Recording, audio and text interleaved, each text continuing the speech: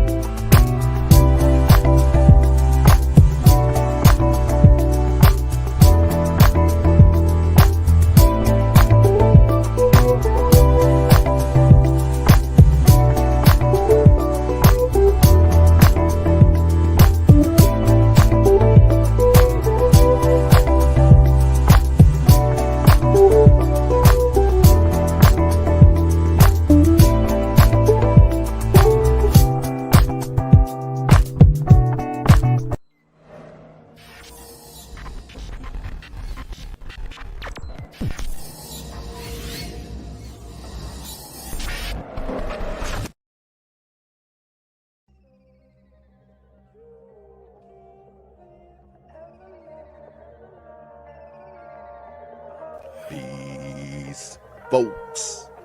This is X from TPOT Media. Open your mind and wake your black ass up. You know what time it is. Hit that damn like button as you make your way in the door. Grab a seat, settle in, get ready. It's the Grown Man Hour with your host, my man, Bernard Riley.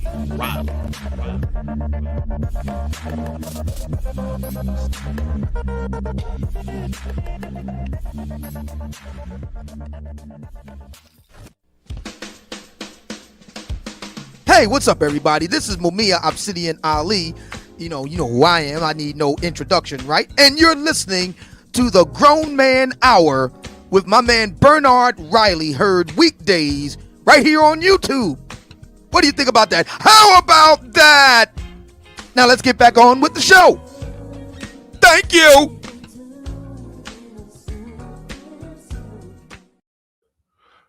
What's going on? What's up, good people? Welcome to the show. Welcome back. We are back in here with another one. Welcome to Grown Man Hour with your host, Bernard Riley. Shout out to everybody in the building. Appreciate each and every one of you coming back through here with another one. This was actually the show I should have did yesterday, but I'd be late sometimes on the news story. I'd be late sometimes on the story. I think this was already out yesterday, but I'm getting it in today. See, we already got people filing on into the building, so come on in. Make sure you hit that like button. Let's get ready to go. Shout out to the early bird squad, as I call it. Those of you that make it in bright and early before we even get things started. I appreciate each and every one of you. Still dotting I's and crossing T's. Give me a split second here. Got to do some things on my... that ain't right. No, that's right. Here we go. Got to do a couple things on my laptop as we get going. Got to dot an I and cross a T over here.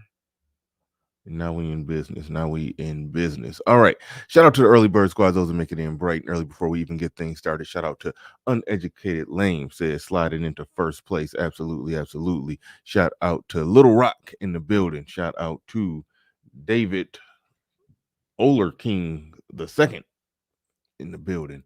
Shout out to you. Shout out to Quartz Black blessings to everyone. Shout out to E Capone. Shout out to E Capone. Shout out to Feminine Melanin says, good morning, everyone. Hope y'all are enjoying your day so far. Absolutely. And as she says, like, share, and all of that good stuff right there. E Capone back in with another one. Trail Bentley in the building. Domacta Trucker, Nigerian Flex. Shout out to Nigerian Flex. Says, let's get it. And also a special shout out to Malcolm in the Middle 87. Came through getting us started off something proper with a 5 spot, putting 5 on it. I appreciate that. Let's go.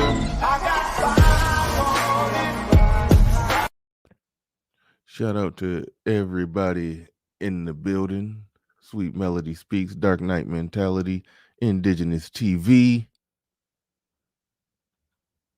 and Nigerian Flex in the building says, morning, fellas. Hope we get a Cam Newton and KS or Fresh and Fit collab soon. I kind of doubt that.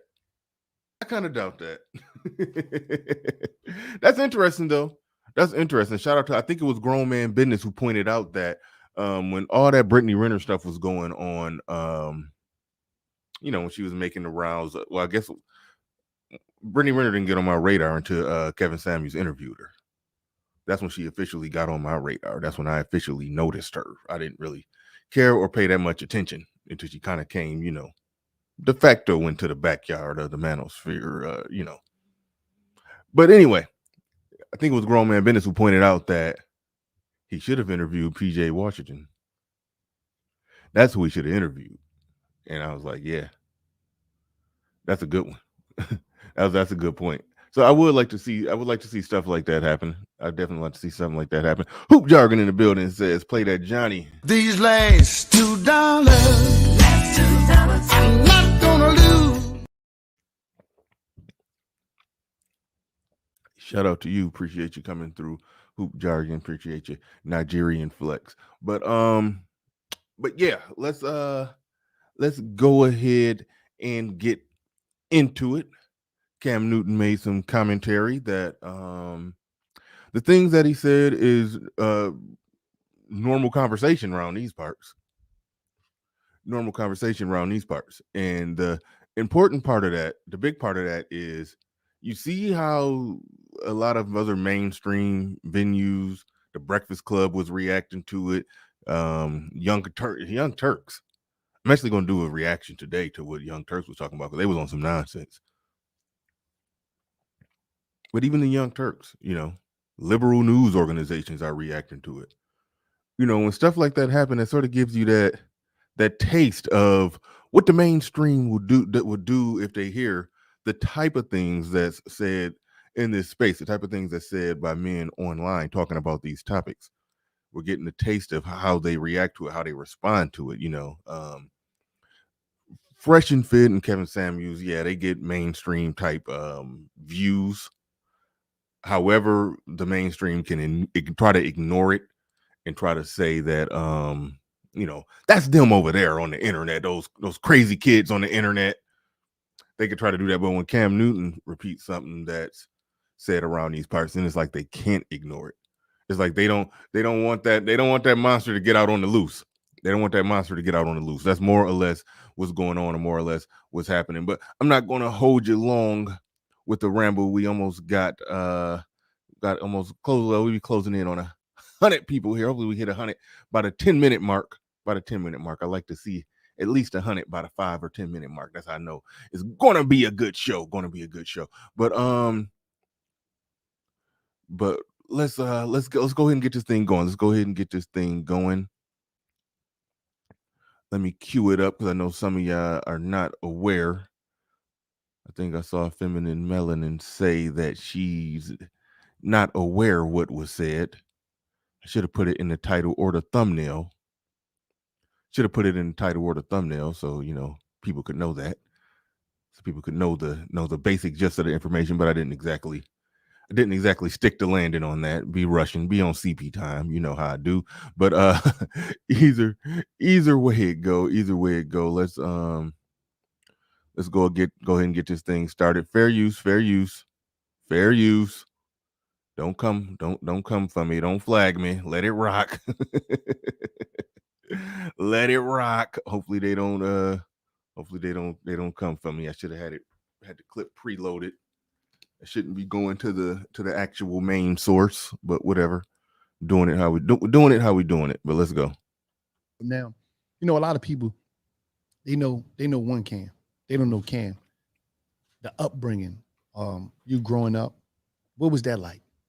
How was that? So I'm not one of these dudes that be like, bro, I'm gutter, I'm this, I'm that. Man, I had a perfect example of what a man was in my life by my father. My parents has been together for 36, 37 years now, and it's a beautiful thing. I like that. I like to hear stuff like that. Real quick before we get into it, and I probably should. No, I'll do this afterwards because I like Cam Newton. Okay. He's one of my favorite football. I don't want to talk too much about football, but he's one of my favorite football players. I was definitely rooting for him when he went in Super Bowl and completely laid an egg and didn't do a damn thing out there on that field in the Super Bowl. But he won MVP that season. He was the absolute man that year. He put on one of the best football performances ever. I was definitely a big fan. Been rooting for him. Rooting for him all the way. Now it's over. It's a wrap. He's technically a free agent, but he's in that position right now. He's in that position in his career right now where some players choose to retire, like Tom Brady, chose to retire, could have played. Then there's the people that retire from all 30 teams in the NFL basically telling him that he's retired. I think Cam Newton is in that realm. I think he's in that place right now where all 30 teams are going to have to tap him on the shoulder, like tap, tap, tap. You retired, right? But he's still technically a free agent. Get out of there, Pablo. We not at that point of the show yet. We're gonna get there. I'm not gonna belabor that point. And this is one time where I did want to do proper research. I think he has 2 baby mamas, and I think I heard him say he got 7 kids. 7 kids, 2 baby mamas. Okay, 32 teams. I'm sorry, I'm thinking about the NBA. NBA got 30 teams. I think he got 2 kids. Somebody do that research for me and then let me know in the chat room. I think 2 kids. I think 2 baby mamas, 7 kids. I believe that's the case.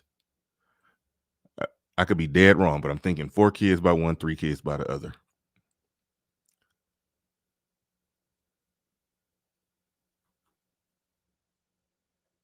Well, Tom Brady announced a retirement, okay?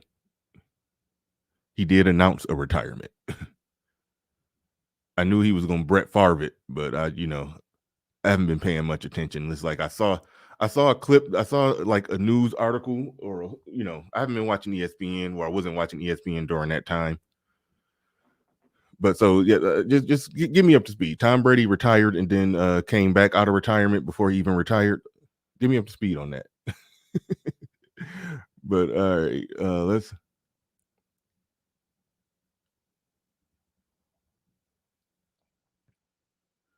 Yeah, but anyway, before we dig deep into that man's personal situation, he has 5 kids, 2 stepkids. Okay, I think one of them is with an outside chick that wasn't with the chick that he had the 4 kids with. Okay, somebody's getting it right. Okay, Cam has 5 kids, 4 by one woman and 1 by a stripper. Gotcha. All right. Got it. Got it good. Now, keep in mind, when I was talking about what I like about Cam Newton, I was talking strictly about his football. I don't, we was going to touch on that later on. We was going to get into that, but That's not necessarily the part that jumps off the page. I mean, it does in one angle, in one route. But let me get into what I want to get into here. I want to get into what he's saying. I want to analyze the words that's coming out of his mouth. I don't want to discredit what he's saying or the validity of what he's saying just by saying, yeah, but you did this. You know, I don't want to do that yet. I don't want to do that yet because that ain't necessarily where I'm going. But it's worth bringing to the table. It's worth putting that on the table. But let's get into it. He's talking about his family upbringing. 36, 37 years now, and it's a beautiful thing. I grew up in a 3-parent household, my mom, my father, and my grandmother. And I knew what a woman was, not a bad bitch. Okay, what's the difference? A woman. Okay. A bad bitch is a person who's just, you know, girl, I'm a bad bitch. You know, I'm doing this, I'm doing that. I look the part, but I don't act the part. Okay. You know, and it's a lot of women who are bad bitches. And I say bitches in a way, not to degrade a woman, but just to go off the aesthetic of what they deem is a boss chick. Now, a woman for me is handling your own, but knowing how to cater to a man's needs, right? And I think a lot of times when you get that aesthetic of like, I'm a boss bitch, like I'm a this, I'm a that, no, baby, like, but you can't cook. Okay. You don't know when to be quiet. You don't know how to allow a man to lead. Now, a lot of women, now the kickback of that is be quiet. I'm gonna be quiet. Now, right there on its face, what did he say wrong? Like, seriously. Looking at the raw words that came out of his mouth. Just looking at the raw words that came out of his mouth, what did he say wrong? Now, I know some of y'all see Pablo saying he's future in training. 4 kids by one woman, that's not future in training. That's a long-term relationship. Not going down. He didn't go down there and sign those legally binding documents at the courthouse and give her that power over him. But he's been, if you get 4 kids out of one woman, then that sounds like a long 10-year relationship of which he exercised options and stepped out and slipped up and got a stripper pregnant. That's what that sounds like. That don't sound like future. Future is spreading his seed far and wide. Cam Newton had intentions on spreading his seed with one woman and sleeping with random chicks on the side, of which I'm assuming he tried not to get pregnant and then slipped up. Yeah. Getting a stripper pregnant is L. Getting one stripper pregnant, that's not future. Nah. That man has been rich since he was 20. He's like 35 now. He's had 15 years to be future. So we're not going there. We're not going there. Okay. We're not about to call this man future. We're not about to call this man future. We not. Future is on a whole nother mission. Future is on a whole nother deliberate mission. We got Saladin El Rahim. Yeah, okay. We know with that one particular stripper, his pullout game was weak. We can that is correct. That is an accurate statement.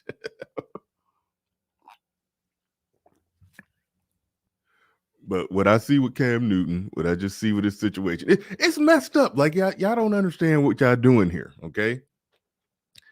This man is being branded as a misogynist for simply saying that women need to know how to be women. They need to know how to fall back. They need to know how to follow the lead of a man. They a boss bitch. They a bad bitch. They all this, they all that, but they can't cook and do none of the normal woman stuff. And this man is being called a misogynist for this. But all y'all want to do is come in here and say, yeah, well, how many kids he got? Like, come on, man. Come on, man. Like, let's chill. Like, chill for a second. Chill.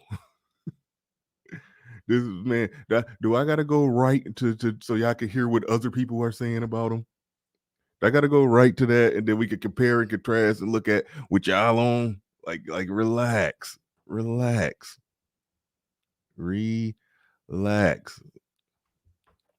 Fall back.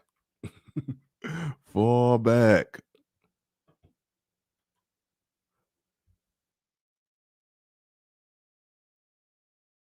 Is in a way not to degrade a woman, but just to This is the part that I wanted to talk about. Like he should get no backlash for this particular reason right here. For this particular, I'm gonna replay the line where he should have, the reason why he should have got no backlash in my life by my father. My parents has been together for 36 parent household, my mom, my father, and my grandmother. And I knew what a woman was, not a bad bitch. Okay, what's the difference? A woman. Okay. A bad bitch is a person who's just, you know, girl, I'm a bad bitch. You know, I'm doing this, I'm doing that. I look the part, but I don't act the part. Okay. You know, and it's a lot of women who are bad bitches. And I say bitches in a way not to degrade a woman. You see, he walking on eggshells, trying not to be disrespectful. I say bitches not to degrade, but he truthfully just using their language. Just keep that part real. He's using their language. But just to go off the aesthetic of what they deem is a boss chick. Now, a woman for me is handling your own, but knowing how to cater to a man's needs, right? And I think a lot. See, so you can hear like 2 times in his statement that he's reaching across the aisle. He basically copped a plea on, I'm not calling them bitches disrespectfully. You know, I'm basically using bad bitch, boss bitch the way that they use it. I'm saying, you know, handling your own, you know, yes, you have your own life. You have your things that you're doing. You can go and, you know, chase your dreams and this or that. But in a relationship with the man, nature is still nature.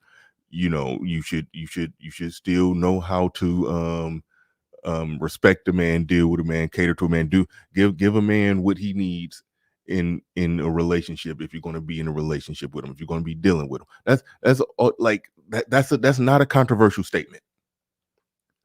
That's not a controversial statement. A lot of times when you get that aesthetic of like, I'm a boss bitch, like I'm a this, I'm a that. No, baby, like, but you can't cook. Okay. You don't know when to be quiet. You don't know how to allow a man to lead. Now, a lot of women. So look, listen, all he's saying there, you should be able to cook. You should be able to cook. And that letting the man lead is not getting in his way, not being combative, not being argumentative, falling back, knowing when to be quiet, knowing when to get out of your own way, knowing when to get out of your own way in your interactions and your dealings with the man. That's all he's talking about there. That's all he's talking about there. Not bringing stress to a man's life. Like these are not controversial statements. These shouldn't be controversial statements at all. Shout out to Toya Tudor. She said hashtag default setting. That should be a default setting. They should be Charles Ringo. Yeah, they put a definite spin on it. And I'm gonna show how other people are spinning it after I play the full clip. Let me roll it a little more. Now the kickback of that is be quiet. I'm gonna be quiet for the man and handle his business. You know, that's what they say. Oh, I'm gonna be vulnerable. I'm gonna be submissive to a man and handle his business. That's what they're gonna say. So what is your what's your default setting? If you're gonna be amped up, combative, and argumentative for a man who's not handling his business, that means that you're willfully getting into a relationship with the man who's not handling his business, which means you're okay and comfortable being combative and argumentative, which means that must be your default setting. So you're saying you're going to be something that you're not if you get the right man. No, that's something that you're saying that you're going to be if you get the right man. That should be the something that you are. that literally should be what you are. Just like how I'm supposed to be a productive man who's producing something. That's the default of what I'm supposed to be. I can't walk around saying I'm going to be that for the right woman. Like, come on. Like that's where it gets goofy. But it's ways to do it. And I'm not just about to sit up there and beat up my queens. No, I ain't saying like that. But I'm also gonna also tell the men to start being men, bro. See, he's saying things like, I'm not going to sit here and beat up my queens. Like he got called a misogynist, and he's like low key putting a little slight splash of sympathy sympatry in the in his dialogue. He's putting a slight splash of it. I'm not going to sit here and beat up on my queens. You know, he's putting a little splash of simping in there. Just a splash of it. Just a splash. I can't believe how everybody reacted to this like it was a big deal. Absolutely. That sucker shit should not be rewarded. And what sucker shit? Boom. He's saying everything that needs to be said. He's basically saying that non-producing, unproductive dude, no, he shouldn't be rewarded. He shouldn't get the spoils. You know, some people disagree with that because, you know, hey, this open, unregulated dating market is you know, it's a pussy riot out there. There's a lot of looters out there in the pussy riot. I ain't knocking it, but there's other forms of currency out there other than being an upright, other than being a productive dude who own your shit. You know, there's other forms of currency out there. If you can get it off your swag, off your looks, off your mouthpiece, off your this, off your that, like some dudes is getting it like that and they winning like that. He's saying that shouldn't be rewarded. Like he's going all the way there with it. Like he's calling out dudes in this too, but why call him a misogynist? Like he's calling out unproductive men in the process. He's calling out unproductive men and saying they shouldn't be rewarded, meaning women shouldn't be laying up with men who ain't doing nothing with their life. Like if he's saying, like, how do you get called a misogynist for doing that? Well, I'm about to show how and why when I play the next clip. So, you know, when a person carries himself social media wise, and it's a fraud in real life. Okay. Mm-hmm. You know, it's more to every person that got money, every person who's rich isn't a real one. Okay. You know what I'm saying? Right. And I think that gets kind of misconstrued in this society now because a lot of people have money, but they're not genuine people, you know. Right. And I pride myself, everybody who knows me knows, like, bro, Cam's a solid dude. He keeps his circle extremely small. I'm not afraid to be by myself. All right. Now that part of it is pretty much a wrap. All right. Now we're about to get to the fun part. That was just the bare bones of what he said. All right. Excuse me. For those of you who didn't see what he said, that's what he said. Oh, okay. I didn't mean to leave that right there. For those of you that didn't hear what he said, that's what he said. Very simple stuff. Women talking about being boss bitches, bad bitches, but they don't know how to basically deal with men. They don't know how to be with men. They don't know how to be women in their interactions with men, in their relationships with men. They don't know how to cater to what a man needs. They don't know how to give a man what they want. You see, acknowledge that, yeah, you should be on your stuff. You should be trying to, I forgot. I'm going to paraphrase it horribly, but he basically saying you should be on your own grind and your purpose, but understand that that's one thing over there you get with a man. Yes, part of your role is to cater to him. Is to cater to him. That, like, to me, that's not a controversial thing. Basically saying part of your role as a woman is to do what women have always done. But he also put the qualifiers in there that, yeah, the dude got to be doing his part too in order for you to come in and do your part. Like he checked every box. He checked every box. He said all that needed to be said. You know, he didn't just say, get back in the kitchen. It wasn't like that. That ain't what I got from it. But I'm about to play what other people got from it. About to play what other people gathered from it.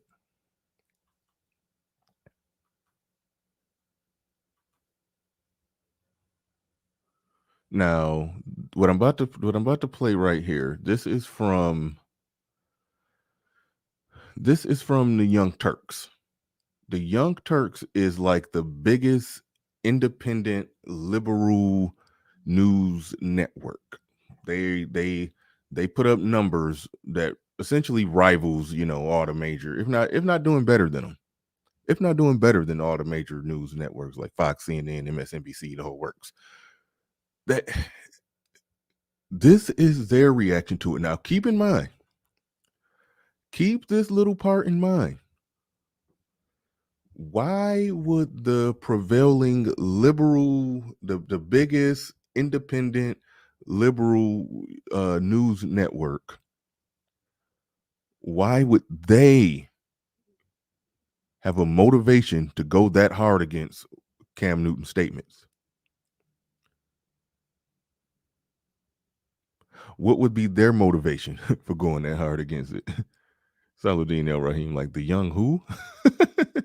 No, they're a big deal. Trust me. Trust me when I say they're a big deal. And that's where we really about to land this thing. We're about to really land this thing on this one. We're about to break down what would be their motivation in having a problem with what Cam Newton said. Because if we just strip it off bare bones, he's talking about black women. He's talking about their voting base. He's talking about their voting base leaning to and attaching themselves to their men. The Young Turks, which is hardcore on the stump to try to, help liberal or progressive politicians who rely on the black female vote. They have a vested interest in black women not developing the type of mindset that Cam Newton is saying that they should develop. That's the reason. I just go ahead and give, spoiler alert. That's the reason why they are about to go hella hard against Cam Newton on this one. I'm shocked that they haven't went at Kevin Samuels yet, which they probably have, because Fresh and Fit makes an appearance in this clip that I'm about to show. So they all on Fresh and Fit. So I'm pretty sure they got Kevin Samuels on their radar too. It's not a bad. Okay, what's the difference? A woman. Okay. A bad is a person who's just, girl, I'm a bad. I'm doing this, I'm doing that. I look the part, but I don't act the part. Cam Newton, a man who certainly tries to look the part every time he's in public, had some hateful comments on a hateful network. And it's a lot of women. He just called that hateful. Okay. He's calling it hateful. This is okay. Y'all gonna see. I mean, y'all probably listen to it and tell it's some white dude, but y'all never mind. I ain't going there. Keeping the race out of it, except for in one context. But either way, let's go. And who are bad, and I say in a way not to degrade a woman, but just again, that's the walking on eggshells. Like, he's being very careful. Said, I'm not trying to degrade them. He called them queens. This man is walking on eggshells. Why they about to go this hard against him? And I say in a way not to degrade a woman, but just to go off the aesthetic of what they deem is a boss chick. Now, a woman for me is handling your own, but knowing how to cater to a man's needs. On the show, $1 million worth of game, Cam goes off the deep end. And I think a lot of times when you get that aesthetic of like, I'm a boss, like I'm a this, I'm a that. No, baby, like, but you can't cook. Okay. You don't know when to be quiet. You don't know how to allow a man to lead. Ah, yes, because have no fear, women around the world. Cam Newton is here to lead you. This wouldn't be the first time Cam has pulled shtick like this. Devin Funchess has seemed to really embrace the physicality of his routes and getting those extra yards. Does that give you a little bit of an enjoyment to see him kind of truck sticking people out there? It's funny to hear a female talk about routes. Like, it's funny. Remember this? Okay, this is cancel culture 101.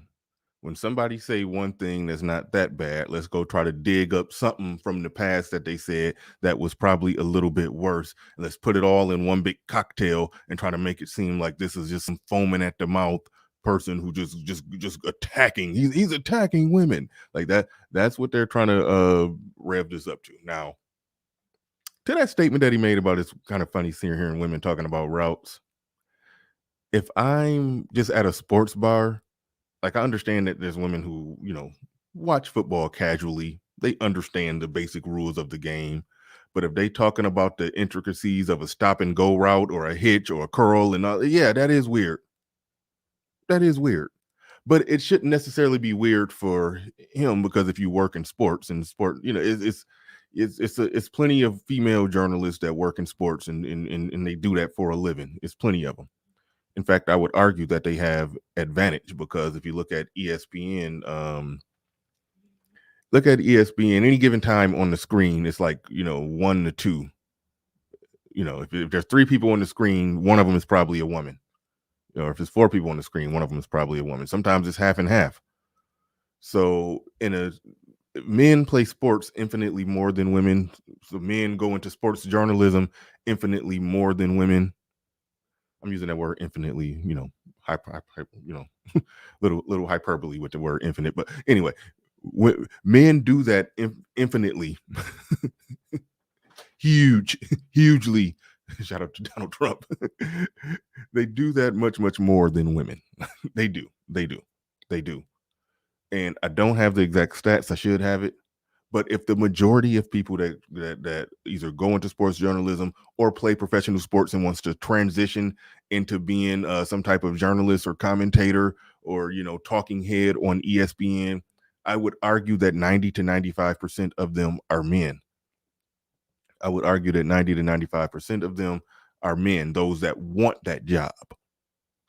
But seeing as women are represented to the point of where they're like 30% of what you see on the screen on ESPN, on all the sports shows, is women everywhere.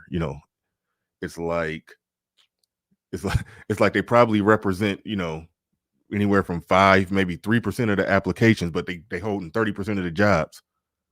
So it's like in their pursuit to be fair to women in that arena, they're kind of, they've overcorrected a problem of not giving women a chance, because if somebody will come to it and say, well, it should be 50-50 men and women, right. Somebody will come and say that. Somebody will come and try to argue that point. And then after they try to argue that point, they ultimately will, if they successfully argue that point, then they will end up creating a market disadvantage or a marketable advantage for women. They will end up doing that. That's kind of what you're seeing on all the sports shows, where you see women hosting and co-hosting, or just a part of the crew that you see on the screen, on the sports shows. That's more or less what's happening. So I say that, and then circling it all the way back to Cam Newton and the journalist or whoever who asked him a question about particular routes that wide receivers run out there. When you look at that, that's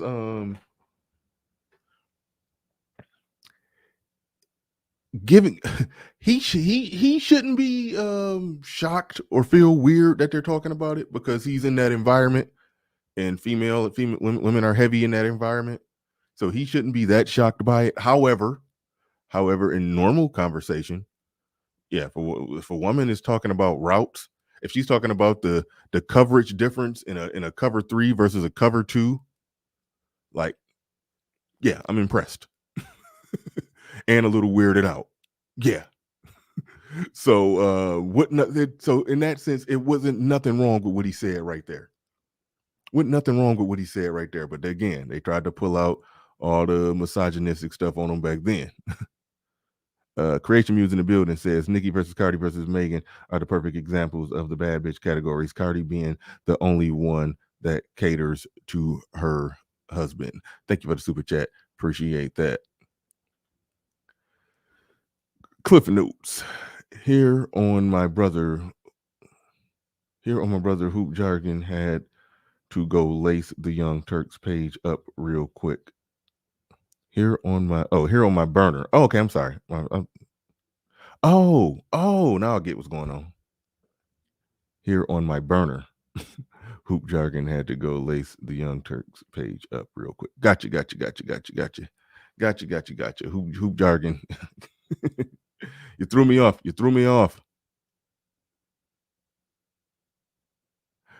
Oh, you threw me off. You threw me off. You threw me off. All right. Let's get back into it. My bad. I had to go on the riff on that though. Let's go. Exchange with then Panthers beat writer Jordan Rodriguez. She now covers the Rams in LA, by the way. In 2012, Newton called another female reporter sweetheart. The only thing I control, sweetheart, is myself. Man, he's really taking the heat off these clowns for a minute. Like I said, they already on it. So I know they got, if they don't got Kevin Samuels in their I don't know if they've done any actual content on Fresh and Hit, but I know Kevin Samuels is definitely in their crosshairs. I know he is. Because if they're viewing what Cam Newton said, as something that's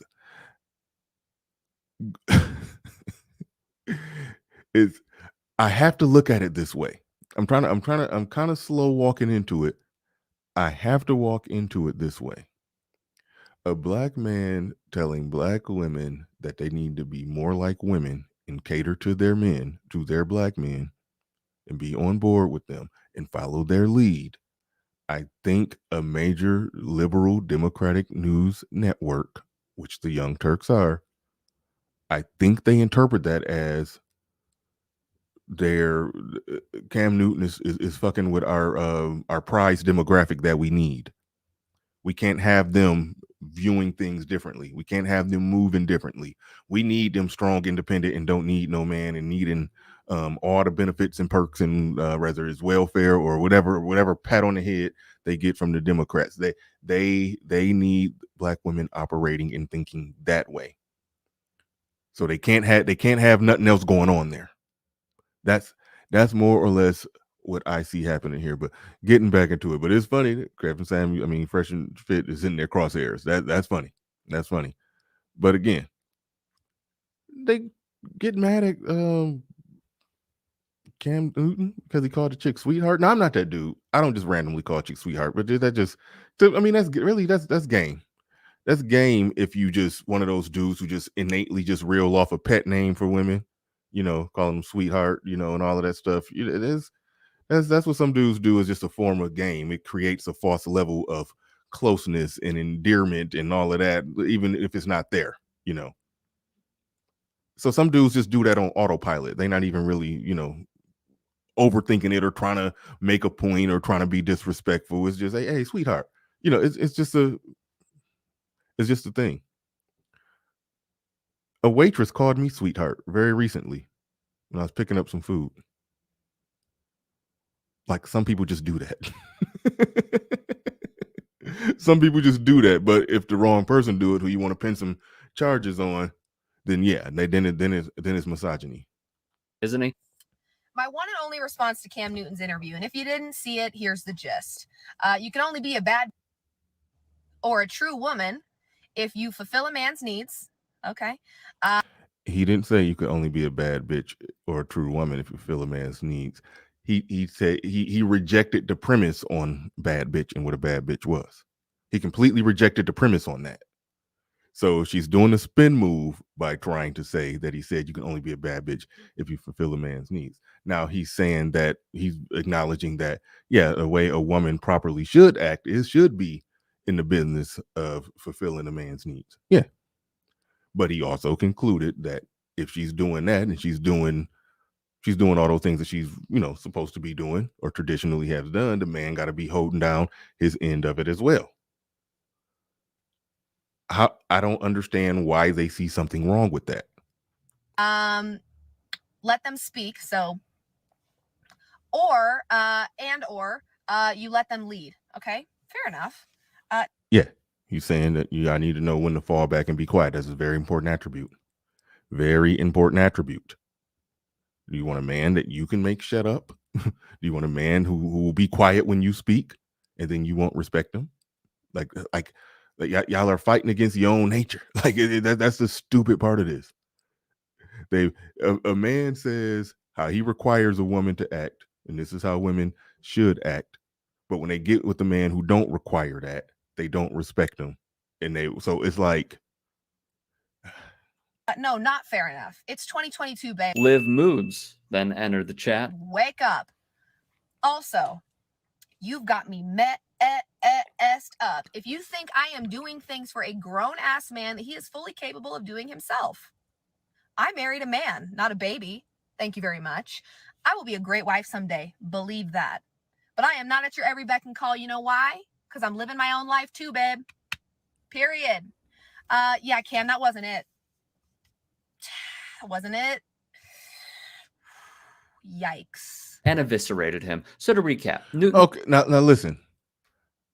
They just criticize what Cam Newton is doing, but big up to that. They criticize what Cam Newton said, but that's what they bigged up. Let that sink in.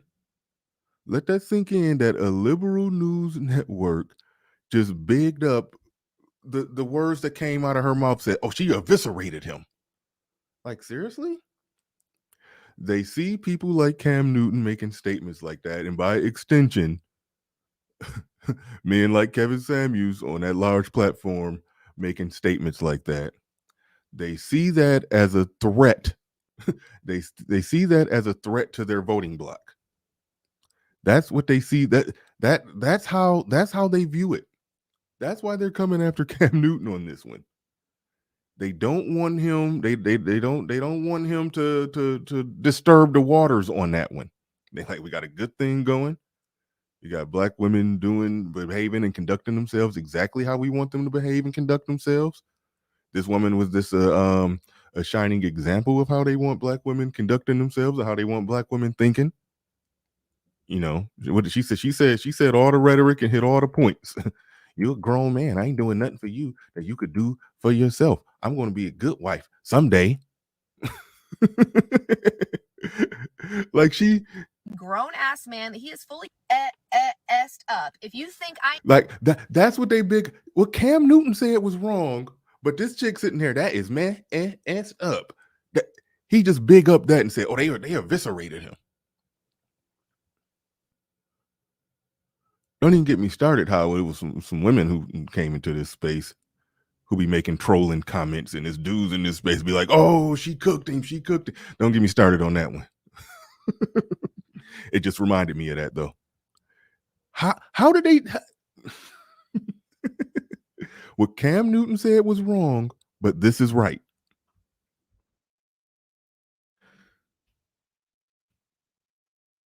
Also, you've got me messed up. If you think I am doing things for a grown-ass man that he is fully capable of doing himself. I married a man, not a baby. Thank you very much. I will be a great wife someday. Believe that. I guarantee she expects this man to work, pay bills, be good financially, and do what? Stuff that you could do for yourself.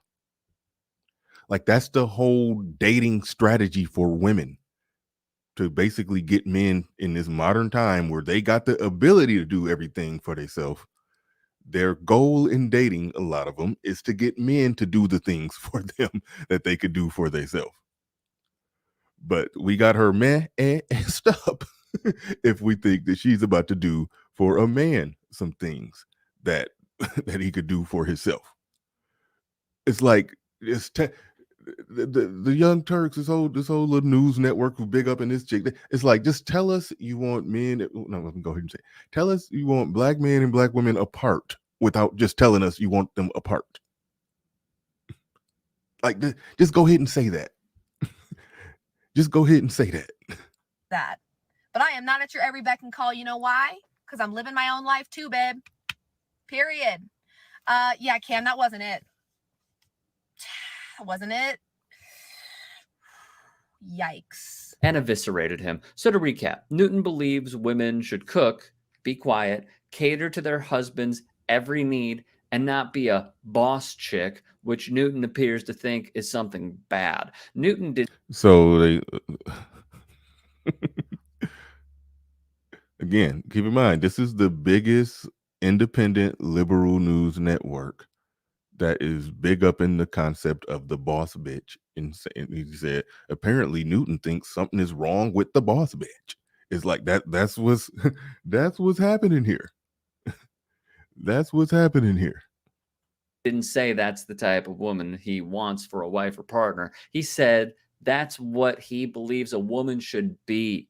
And women who don't act like that aren't acting as a woman should, wrote Yahoo. If Newton were currently the starting quarterback of an NFL team, he'd take plenty of heat, justifiably, for these outdated views regarding gender roles and obligations. These comments will serve only to make it harder for Newton to get a roster spot on any NFL team, especially at a time when 6 attorneys general have put the is men protecting and providing an outdated gender role.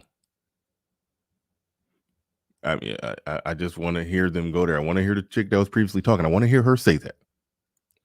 I want to her say, you know, a man having a job and a man working and a man paying bills and a man being productive, you know, and taking out the trash and cutting the grass and the whole world. I want to hear her say these are outdated gender roles. I want to hear her say that. Like, that would bring this all the way home if she said that. But everything that she's supposed to do is an outdated gender role.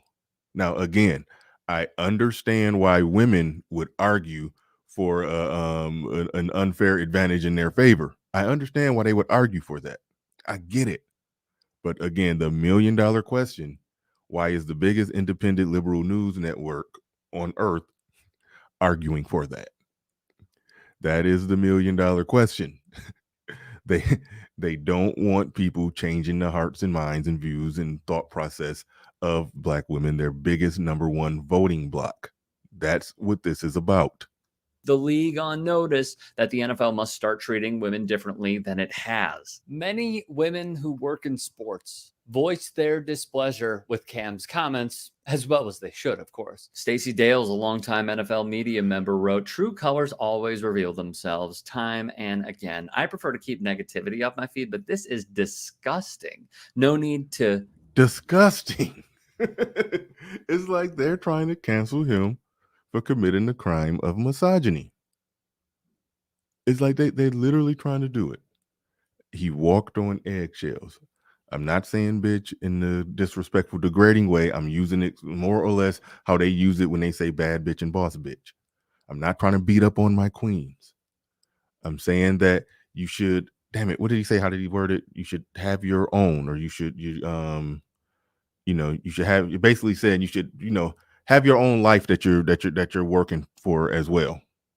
You know, he tried to check every box, but he just said in the midst of that,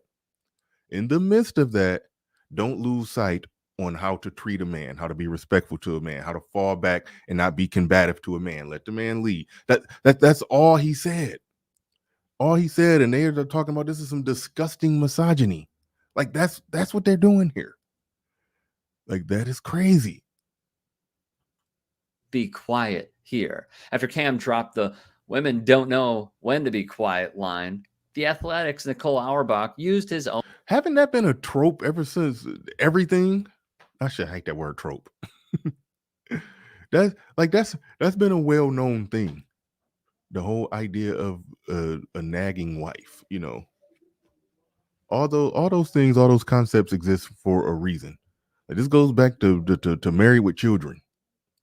This goes way back, these concepts. Like, we know the notion that, yes, a lot of women, they nag and they'll chew their man's ear off. Like, we know that. We know that's a thing. A man simply acknowledging that, part of being a woman is knowing when to fall back.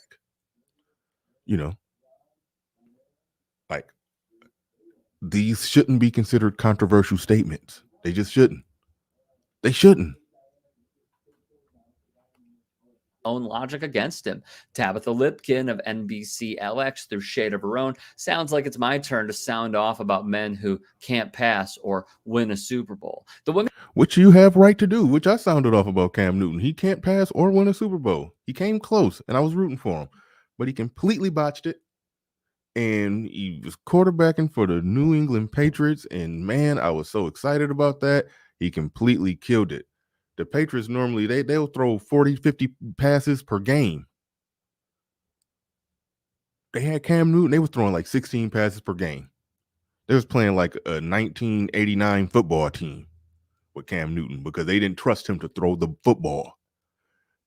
He was a starting quarterback for the New England Patriots, the most storied franchise in NFL history at this point, and they didn't trust him to throw the football. Like, it was that bad. And he faced all the criticism for it. Every bit of it. Had to eat it. Went to Carolina, went and played, finished out the year last season for the Panthers. Went back home where he started his career. Had like one good game, and then he ain't got it no more. He ain't got it no more. So yes, you can sound off on him. Women who fought for equal rights and access to birth control in the 60s and 70s were fighting against the expectation that they had to get married, bear children, cook all the meals, stay quiet, and cater to their husband's every need. In the decades since, women have largely rejected that view of what they should be, replacing it with the idea that women can be anything they want to be, including a traditional housewife. And the practice of letting the man lead a hetero relationship has also fallen by the wayside in favor of both parties leading and making decisions together as equal partners. It's blatantly obvious that Newton has not expanded his very narrow idea of what a woman should be in the 5 years since he told her has not been to sound off about men who in the 60s and 70s were fighting against the expectation that they had to get married, bear children, cook all. Okay, this part that he's reading here, I had to back up. Okay, he's reading an article from somebody wrote that. Okay, yeah, so the women in the, I'll just let him say it. Okay, let him say it. Hold on. And 70s were fighting Super Bowl. The women who fought for equal rights and access to birth control in the 60s and 70s were fighting against the expectation that they had to get married, bear children, cook all the meals, stay quiet, and cater to their husband's every need. And most people would acknowledge that giving women the choice, I'll never take away the option. I won't do that. There's some people who I've heard in this space who said they would take away the option. No. They should have the choices. Everybody should have choices. All right, that's American. This is America. Everybody should have choices. So nobody is fighting to that. The problem I had with that is what it says, and cater to their husband's every need. If you ask the majority of women today, would they? I'll go back to Kevin Samuel's questions. What that he asked every woman. Do you want to have to pay significant bills after you have your first child? The majority of them would say no. Majority of them would say they would prefer not to have to work after they start having kids. Which means, guess what? Their husband will be catering to their needs via working and providing and all of that stuff, and they will cater to his needs. It's like, where is the problem? Look at what they're saying. I know y'all can't see it. Y'all can't see it because it's small. Even if I make it bigger, y'all still won't be able to see it. Even if I make it bigger, y'all still won't be able to see it.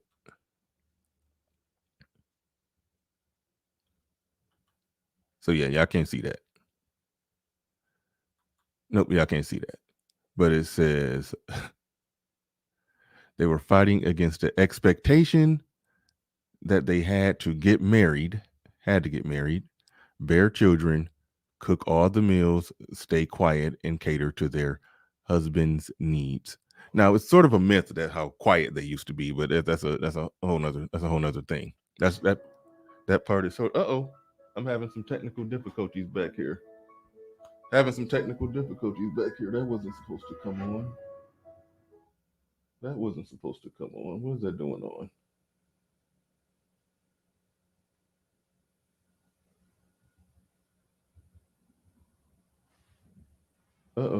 Come on. Wait, give me a second, Jack. Give me a second. Technical difficulties. All right, I got that straightened out. All right, getting back into what I was reading, what I was looking at.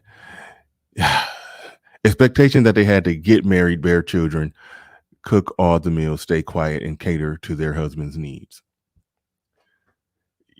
basically what they described right there, probably other than the stay quiet part, is everything that the majority of women would say they would like to be living in a situation where they didn't have to work and all they had to do was take care of their kids, cook, and clean.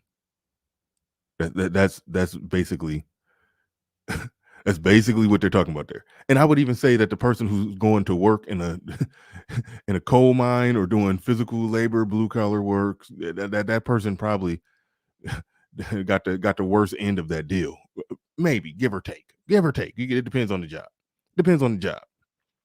If he's working in a coal mine for a woman who's staying at home with the kids, I think he got the worst end of that catering to the other person's needs deal. Because if her need is to have a home, food, water, shelter, the man protect and provide for her, and he's going to work in a coal mine in order to do it, I think he's getting the worst end of that deal.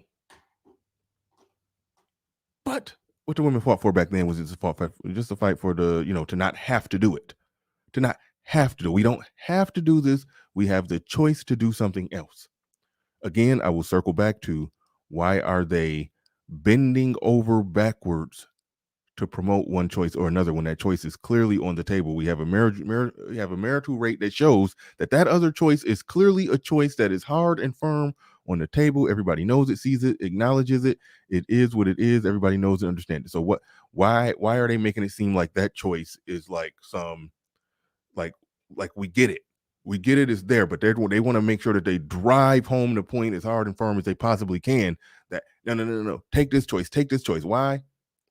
Because they need women acting and behaving a certain way. Again, this is the biggest liberal news network, the biggest independent liberal news network on earth, where they see statements like the ones that Cam Newton made. They see that as pulling women away from them. That's how they see it. They need black women operating a certain way, voting a certain way. They need black women with that mindset of the essentially black, but I think she was black, of the black woman that they played the clip of that they said eviscerated Cam Newton. They need black women thinking like that, operating like that. They can't have them thinking with their men. They can't have that. Decades since, women have largely rejected that view of what they should be, replacing it with the idea that women can be anything they want to be, including a traditional housewife. And the practice. Okay, so if and it could be anything they want to be, including a traditional housewife, then what is wrong with one person elevating and big up in the values of a woman being traditional, if another chick can come on there and talk all her shit and big up the values of not being traditional? Why are you calling one misogynist? I'm not calling the other chick misandrist, even though some could. Practice of letting the man lead a hetero relationship has also fallen by the wayside in favor of both parties leading and making decisions together as equal partners. It's blatantly obvious that Newton has not expanded his very narrow idea of what a woman should be in the 5 years since he told a room full of reporters that the concept of a female writer made him laugh. You'd think that after being lambasted for the female, that was a lie. That was a lie. That was a flat out lie. He didn't say the concept of a female writer made him laugh. He said the notion of a female talking about running routes made him laugh. I mean, female talking about routes.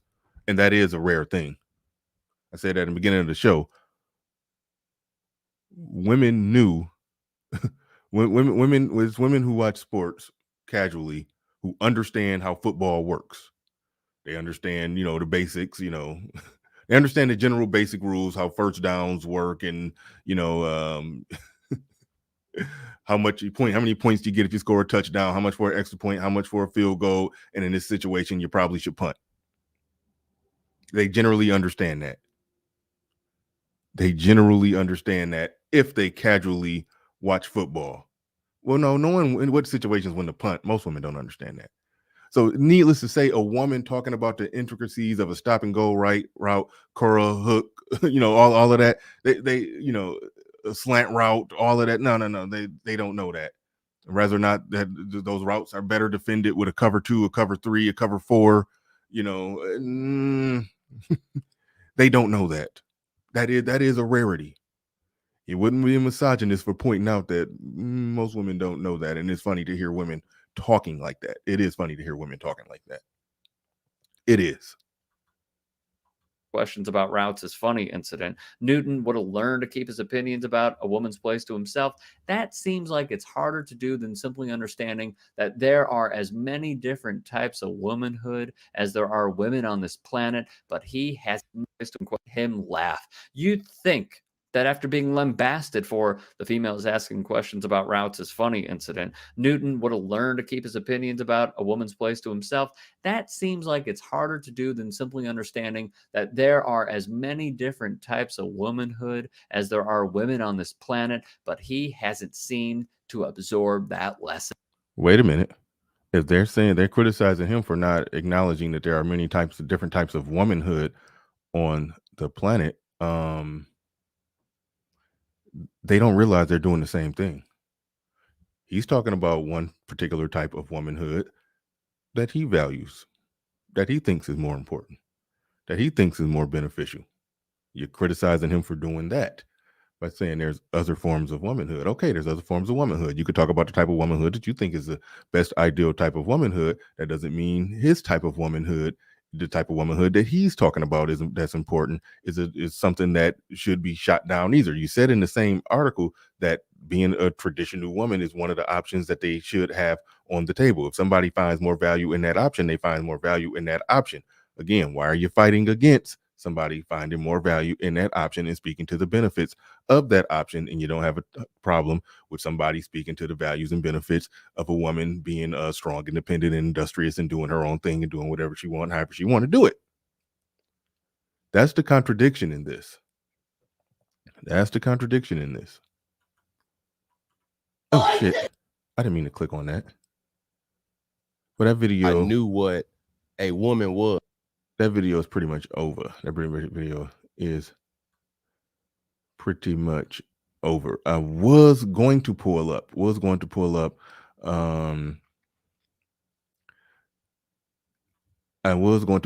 the Breakfast Club. I still might do that.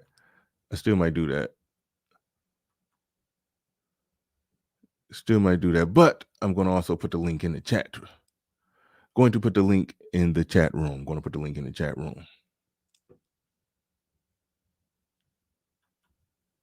Oh, yes. I forgot about that. I heard that when he first talking, you said, good point, Charles Merchant. You said he's trying to acknowledge, excuse me, that coffee killing me.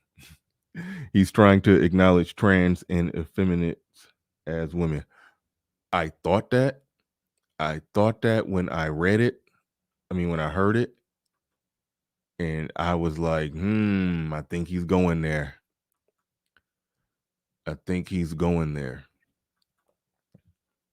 But the link is in the chat should anyone want to come up. If I missed super chats today, I do apologize.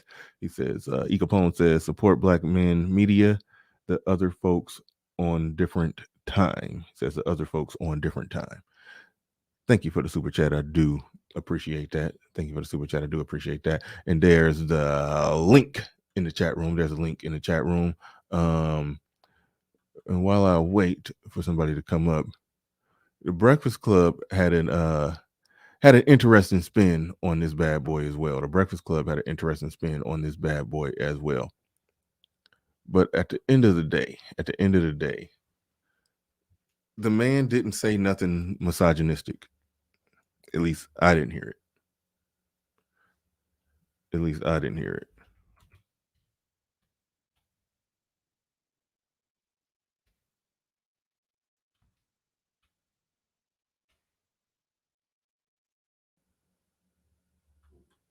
Damn it.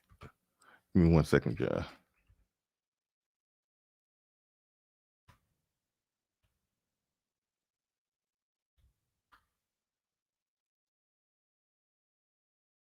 Cam Newton remarks on women needing to know how to cater to a man's needs. Oh, I'm probably going to get a strike on this one today. I'm playing too many clips directly from the source.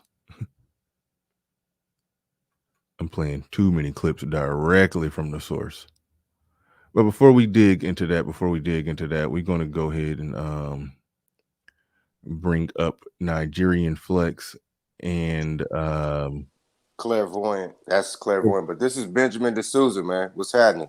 oh, what's going on? What's going on? What up? What up? Hey, before we get into the perfunctory, man, you done gave everybody, all the heavy hitters in the space, a one-on-one. You even gave punk ass niggas like Ramil Amir, Ty City, and that punk Dude, ass whoa, Zero. bruh. You ain't been here in a minute, man. We don't do that here. We don't do that here. I'm just saying, We don't. No, we're brother. When you ain't tap in with me, hey. The shit you just came up here doing is probably the reason why. But no, look, man. Look, hey, I ain't talked to you in a minute, man. I remember when I used to have 17 people in here. Damn, my channel was small. You used to be in here from the beginning. So man, just holler at me. We'll talk. I got you. But to get to, I just want to get that out the way. Get your attention real quick. But what Cam Newton said. But hold on, let me go to Nigerian Flex first. He was the first one. He was the first one back there. I was about to go to him. We're gonna go to Nigerian Flex, and then we're gonna circle it. We're gonna circle it right back to you. We're gonna circle it right back to you. But no, my show ain't the show. We just come up calling people out like that, man. I keep it clean-ish. Nigerian Flex, go ahead. You got the floor. You got the mic. Hey, what up, fellas? So, real quick, just want to say, man, hit the like button first before I get into it. Hit the like button. We got like 275 people in here. I think we still got like 14 likes. Let's try to boost the algorithm for Bernard. I don't know if you hit the 10K yet. Did you? Shit, I might be there right now. If you're new here, subscribe. I know I had. See, I don't even want to announce it because last time I announced how close I was, I lost a couple subs. You know how you do. So yeah, people will jump off the ship if they see it going somewhere. You know, they can't help you win. They can't help you win. But I might be at it. I'm closing in. I'm like 8. I don't even want to say it. I'm like 8 away. I'm like 8 subs away. So yeah. Everybody comment, like, subscribe, all that good stuff. All right. But yeah, so man, I just want to say I'm driving, so if there's noise in the background, that's what that is. It's crazy how like in 1 week, and actually in 2 weeks, we went from Jada is controlling a man who is higher value, who is at the top of the, as far as like I should have caught that. I should have caught that. Good stuff. Seen that? Good stuff. Seen that? So we went from that to a man saying women need to learn how to be quiet, and we demonizing them. It's almost like not everybody, but everybody on the left, everybody in the media is like bipolar. It's funny to me how that works out, especially with the young church. I don't know how they still exist. Well, I know how they still exist, but it's just funny to me that that the same articles who, like, if you could screenshot their headlines, how Will Smith is essentially like a man who's falling or has fallen to the point of rehab because of a woman. And when Cam Newton is saying we don't like, or I specifically don't like those types of women, they're now siding with, inadvertently siding with the Jada Pinkett Smiths of the world. So it's just funny how that whole thing works out. That's all I really wanted to say. On top of, again, hit the like button, comment, like, subscribe, all that good stuff. Oh, I do have one more thing, but I'm gonna let Clairvoyant say what he got to say. Now go ahead, brother. Get it out the way. Because when I go in, I'm gonna go in. Actually, I'm gonna email you, bro. I'm gonna email you because I really don't know if I can do shout outs or drop stuff like that. Because no, it's all good. I'm good with shout outs. I'm no big deal. No big deal. I don't do call outs. I don't do call outs and pull ups, but yeah, but no. Go ahead. You can shout somebody out. That's fine. It's cool. Well, I mean, like, as far as like my IG, because I'm starting. Yeah, brother. You got it. Go ahead. All right, bet. So I'm gonna put it in the chat, man. If you're out here in Dallas, I'd love to network with you, collab. We're starting a men's group out here specifically for the Dallas area to kind of do what we do online, network, build men up, fitness, finances, females, all that good stuff out here. So I'm gonna drop my link in the chat, man. I'd love to hear from y'all so that we can all kind of like have a little mini community out here that we can all get it in with each other. That's what's up. Definitely drop that link. Definitely make that happen. No, yeah, you good. Right. You good. Shout out to Black Wolf Inc. in the building. He says Cam Newton was right. Period. Yeah, he was right. He was right, and he walked on eggshells multiple times in that whole discussion. He was trying to make sure that he wasn't, on some get back in the kitchen, women. he was trying to make sure he wasn't doing that, you know, not trying to disrespect the women. I'm not degrading them. I'm not this, I'm not that. I'm just saying that, you know, male female interaction work better when the woman, you know, fall back and know how to be, you know, more feminine, let a man lead, don't be so combative, you know. That's all that's all he was saying. That's all he was saying. That shouldn't be a problem. Exactly. It shouldn't be a problem. But go ahead, Ben. Well, you can call you're me going by Apex. clairvoyant now. No, that's just Apex. Apex 3900. Apex 3900. I think yes. I am. You just rebranded. You didn't create a new channel, right? My first channel is still up. I renamed that the Vault Apex 3900. So it's the hashtag the Vault. So it's still the same channel, but this one is my live streaming channel. My first channel, I just put up pre-records, but this is where I'm doing my live streams from. All right, I just subscribed to Apex 3900. So yeah, y'all go subscribe. You type in Apex 3900, it should pop up. Actually, I remember. Avatar.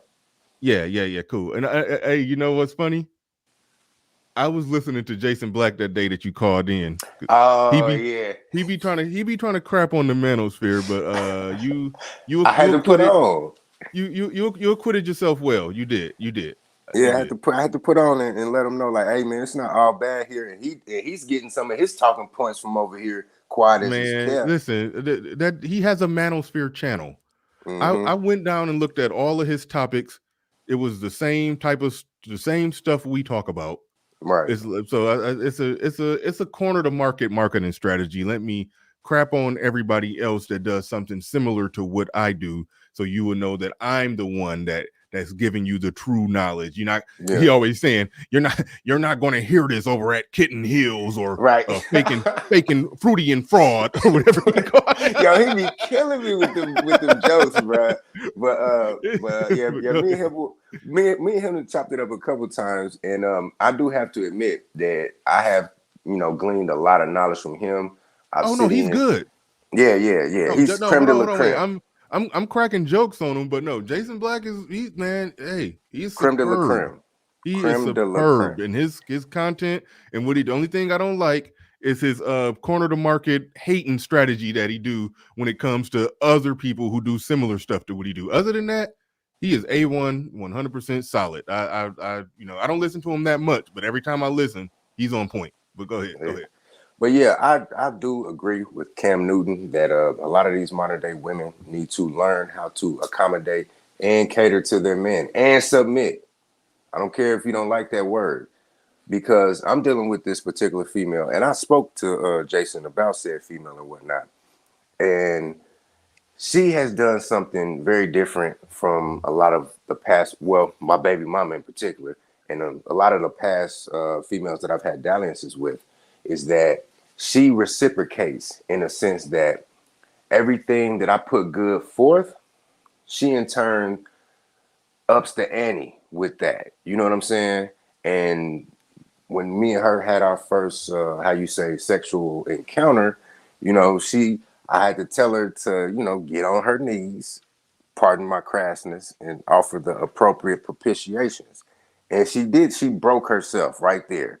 I said, oh, this is a keeper right here. This is a keeper. You know what I mean? So in turn, if you study like the wait, hold on. Chivalry, you said only thing you said is that the first time y'all had sex, she gave you head. No, she got on her knees. That's a difference. That's typically. Not typically, because you could be. No, we're not gonna get into particulars, go off into the weeds on how brothers getting their knob slob. I mean, you could be laying on your back, or you know, what I mean, you could be sitting down. She's still on her knees. I mean, she can. I do like to lay on the side, okay, never mind. I'm about to get into that. I do. But like, yeah, it's. Never mind. There's a lot of different angles to do for it to get done. There's a lot of different angles for it to get done. But typically, her knees are either touching the floor or the mattress. But hold on though. If she was laying on the bed, I told her to get off the bed. She came to me and dropped down on her knees. Okay, that's different. That's different. I got you. That's an act of submission. So I was like, this is a keeper right here. Now, ladies, don't be on some faking shit and think you're gonna get over on us by doing that, and then want to give us the old okie doke. But I say that to say, when she did that, I then in turn, you know, did things for her, not necessarily monetarily and all the other stuff, but, you know, just gave her a, how you say, a semi-boyfriend treatment. Because if you study the ancient code of the knights, the chivalrous, you know, the reason why brothers will put their coat down over a puddle, or the reason why we opened doors for you, the reason why we were so, gave you so much deference and so much respect and treated you with the level of delicacy, not delicacy, but delicate, sorry, is because y'all motherfuckers broke yourselves. Period. What you think about that? No. It's listen. Back when chivalry was at its peak, women conducted themselves a certain way. But I mean, we going way back to where, you know, fathers were presenting virgins to potential suitors who had resources to offer to them, and in exchange for the resources and everything, I'm going to offer up my virgin daughter who has been raised to be a wife. Like that. That's back in the time before time when chivalry was at its highest. But chivalry been gradually dying, and women killed it. And I mean, it's on its deathbed. It can come back if the ladies will play ball, and if we live under a finesse culture where everybody it's just not. It's not a default. It's socially engineered. It can be socially engineered. No. What I mean by it's not a default. It's not just given out on a default, just the strength that she's a woman. You're going to be chivalrous to her. It's normally the chivalry normally comes in over time after she's essentially earned it. That's normally where it come in. I mean, in today's world, that's normally where it come in. Well, hear this, because I'm not a toxic type of individual when I deal with ladies. I'm more of I fashion myself as like blue velvet. You know what I mean? I'm smooth. So when I'm dealing with a chick, we're going to go out. I'm going to treat you deep. I'm not going to be all extra with it, you know, bowing me lady type of shit. But I'm going to show you, you know what I mean, that I'm going to be somewhat chivalrous and be like a gentleman, you know, be on my refined gangster shit. Now, if you don't reciprocate, then you're going to get the Nino Brown treatment. I'm going to cancel you and buy another one.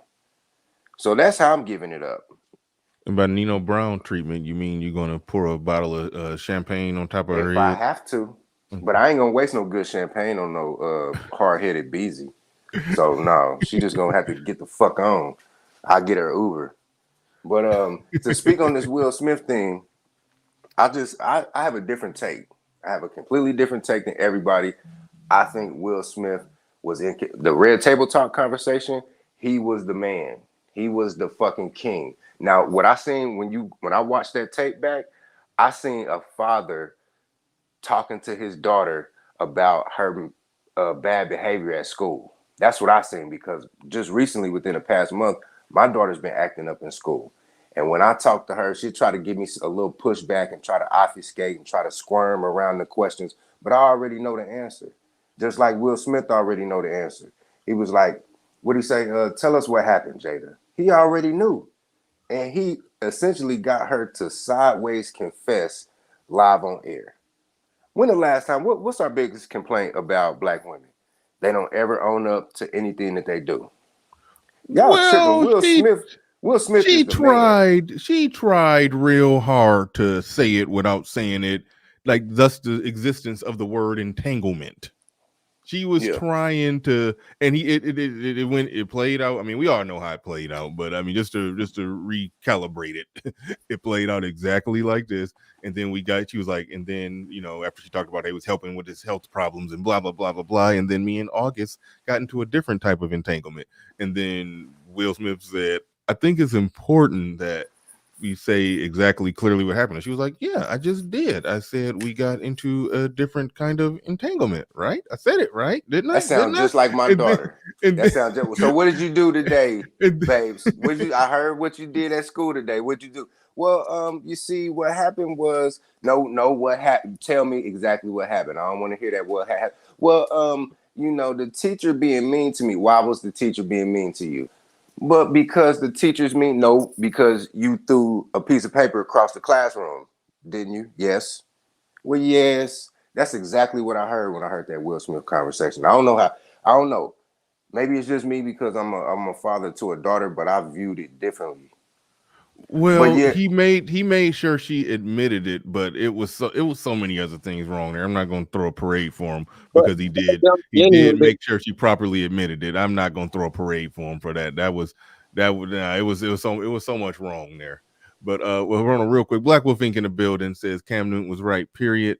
And Nigerian Flex, who's still on the panel, sent a $10 super chat that I may have lost. No, there it is. I found it. Thank you for the $10 super chat. Appreciate that. We got 300 people in the building. Finally, hit the like button. Hit the like button.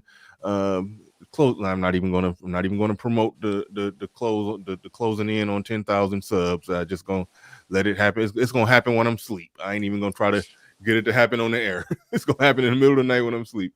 I'm gonna wake up to 10,000 subs because I ain't gonna do it while I'm on the air. But Nigerian Flex in the building with another one says, he was talking to somebody in particular. He says, hit me up if you're in Dallas. Absolutely. Thank you for those super chats. Well, we got Hood Conservative in the building. I don't know if you came up for that situation. And I saw you have a reaction in the comment section when Ben D'Souza said he knew he had a keeper when he I guess got her out of the bed, had her walk and follow him to the middle of the dining room and had her get on her knees to perform the proper appreciations or whatever the word was to the Conservative. You come up to talk about that. Not specifically. I mean, Okay, since you mentioned it, I will say this though. I've learned to caution myself judging a woman's girlfriend desirability on her sexual acumen, right? Just because she can pop it and lock it, don't mean she's gonna be there for the long run. Well, but that's just my take on it. I know, I'm with you, but what he was talking about is the submissive nature of how she did it. But one thing I've noticed is a lot of chicks who, yes, they will be very sexually submissive, but then still be combative in other areas in other ways. So that's why I, don't put a lot. I mean, I love it. Don't get it twisted. I love it. But yeah, as far as whether or not, and just one last thing, and I'm about to go. And you seen it live in 4K. She submitted to him not in a sexual manner, but in a social manner. She acknowledged Will as the fucking king. Period. August is just a court jester. But okay, that's how brother. You see those buildings behind me? Right now, you are diving out of the tallest window of the tallest building, and I can fly without a cape. I can fly. You doing a tuck roll spinning? No, I'm flying. You ending it in a belly splash right on the ground. Nah, I'm flying. I'm flying like Hancock. You hear me? But all right, then y'all pick. All right, man. So I'm not sure which Red Table Talk he watched, but I remember. Yeah, I haven't talked to the brother in a while, so I ain't want to be hard on him. I let him rock, but he was jumping out the window. but no. Ben, I don't Ben know how a D'Souza, guy watches that table talk and then see Will as the as coming out on top in that one. That was a little hard for me to. Yeah, Ben D'Souza. I remember when I used to go live and wouldn't be nothing but like 30 people in here barely. Ben D'Souza was one of my day ones, so I ain't talked to him in a minute. So I remember him from back then too. Yeah. But go, hold on, Hood Conservative. I don't know if I even got to the part that what you wanted to come up and talk about. So go ahead. I'm gonna pass it to you. Well, yeah. Really about this whole Cam thing. I think it's probably been said before, obviously, but women can talk as much shit as they want about men. Men are supposed to do this and men are supposed to do that. A man's job is X, Y, Z. But the minute a man says what a woman's job is, he gets canceled. He loses his contracts. He can't show his face in public anymore. Like this situation cannot last indefinitely. Sooner or later, this is going to have to collapse. Y'all need us way more than we need y'all. Yeah. Well, I mean, no, a lot of men are taking the I don't know if to say the right approach to it, but it's definitely a plausible, logical approach that, y'all want to play this game of y'all don't need us. Okay, cool. I don't need y'all. I don't do nothing for y'all. I don't do nothing for y'all but sexual recreation. That's it. A lot That's of dudes. what I've been saying for a while. a lot of dudes are going that route. I mean, post marriage, that was definitely how I was operating the first, 4 years or so. Well, I mean, it was a little bit of simping in between. I ain't gonna lie, I did some simping, but overall, overall, that's how I was operating. That's how I was operating, and that's not a illogical response to this current environment. But no, one thing I do want to ask you about, Hood Conservative, is the political connection that I draw with this, because like when me and we do a show on Saturday, a lot of this stuff that we talk about, it do circle back to politics. Now, the Young Turks, as I kept saying, the biggest independent liberal news network, their vested interest in going after Cam Newton on this one, I think it came down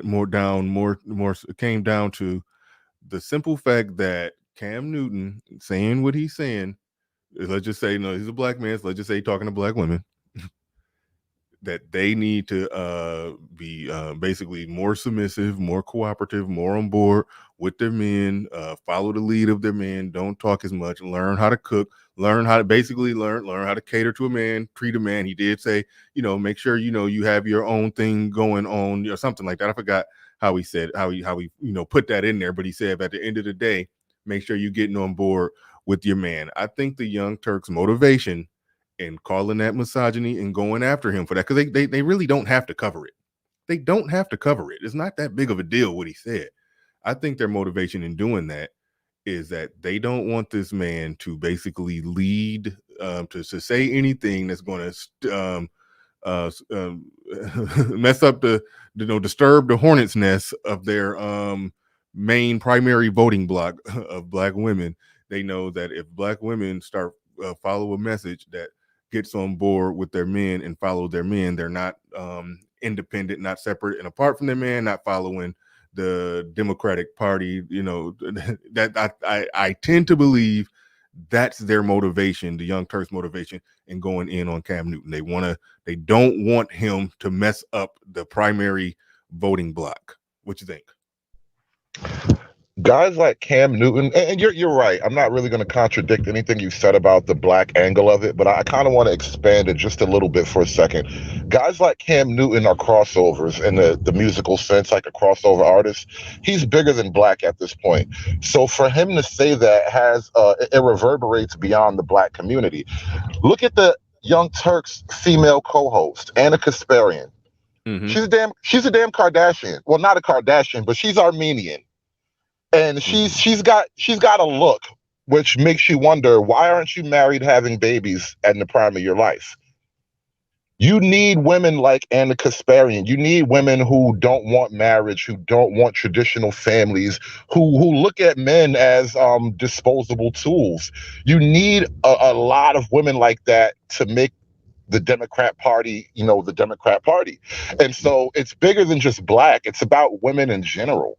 It's about keeping all women in a certain box. So Cam is a great, a lightning rod for the black argument. But again, it's bigger than that. This is about women, period. Yeah, this is about keeping them. I hate to use the terms, but like keeping them on a plantation, so to speak. It's no, call it the bunny ranch. Okay, we can go with that. Yeah, keeping them on the bunny ranch. It sounds better than plantation. You don't like cotton? Sell some box. How about that? Yeah, I like it. But to me, that's their biggest motivation in going in on Cam Newton about that. I saw somebody in the chat, I forgot who it was that fast, but said they was virtue signaling. I don't think it's just virtue signaling. I don't think it's just that. I think it's bigger than that. I think that they have a vested interest in full blown. It came off so bad when they showed, because one, they're talking about the bad bitch culture, and the dude said, and somehow Cam Newton thinks that that's a problem. It's like, I'm like, what? It's like, why are y'all big upping or backing that? Like, there are things that y'all could back, but that it's like it's off-putting. It's off-putting that they would do that, and they had the chick come up there and basically say that I ain't doing nothing for no man that he could do for himself, but when I get married, I'm gonna. And I'm like, it's like it was just so much. It's like it was just a wholesale promotion of ratchetry, of ratchetness on my end. I know you're going beyond that, just looking at the black angle and promoting ratchetness. They're promoting basically women not needing men, because it is a brute fact that, yeah, when women, they get married, particularly they get married to a man who's productive, you know, they get in the two of them either with his income or their combined income. Either way, they get in a different tax bracket. They get in a different tax bracket. They're more likely not to go liberal. They're not more likely not to vote Democrat. They're more likely not to do that. They don't want to lose that stronghold. That was my biggest interpretation with their problem with it. How do you get a married woman to be a Democrat? If her husband is? No, well, that too, but the easiest answer: divorce. Yeah, instant Democrat voter. Promise. I promise. It plays that way. Yeah. Yeah, I would see that. Pregnant, put her kids in soccer. Well, yeah, well, that goes hand in hand. Pregnant and not married. If you're pregnant and not married, you're more likely to vote Democrat. It's like, so it's they support. Hey, you having some bad background noise. It's coming through bad. Real quick. Black Wolf Ink in the building. He says, men are playing the stand your ground method. Say what you want to say and let them get pissed off. Reality will set in the more dudes say it loud. Thank you very much for the super chat. Appreciate that. And yeah, dudes do need to say it loud. Dudes need to get their views and perspectives out there loud and proud. Wizard X in the building. He said Democrats policing the black vote through left MSM. Thank you for the super chat. Appreciate that. Where we at? I think I got all the super chats. I think I got everybody who super chatted, but yeah, it was a number. It's a number of things there. Like it's a lot to overall unpack with that. I'm trying to think. Well, damn it, I hate when I get to the point where I just completely forget what my next question was. If you got something to say, go ahead and say it. Because I had a question that before I started reading the super chats, I had a perfect question and it just left me. It's gone. It'll come back. Well, I mean, I kind of wonder. I think about this a lot because, like, you know, you meet women and you date and I have a problem with the modern dating situation, and I cannot get away from it. Like, someone sell me the idea of marriage, right? Because what Cam Newton just did, I wasn't buying anyway. But as far as women are concerned, I really would love for a woman to like sell me the value of marriage right now. What do you hold on before we get to somebody selling you the value of marriage? Because that is a dude. What the hell is you walking upstairs in some damn tinfoil to some steel boots? Sorry, I'm driving right now, so it's probably sound weird. My bad. Oh, okay. All right. So what do you mean by you wouldn't picking up what Cam Newton was laying down or whatever? What was your problem with what Cam Newton said? No, it's not a problem with what he said. It's the reaction to what he said. Because, you know, it's mostly women like, you know, forget that. I ain't going to do nothing for you. You could do for yourself. Okay, so why do you need to be here in the morning? Yeah. It's like, why do you need to be here at all? Like, if women, I don't want to mute you up real quick. If women's reaction to that is like the reaction, like the clip that played, that the Young Turks played, where they said the chick somehow eviscerated Cam Newton. If that's their reaction to it, then basically it's like, yeah, then why do anybody ever need to be in a relationship?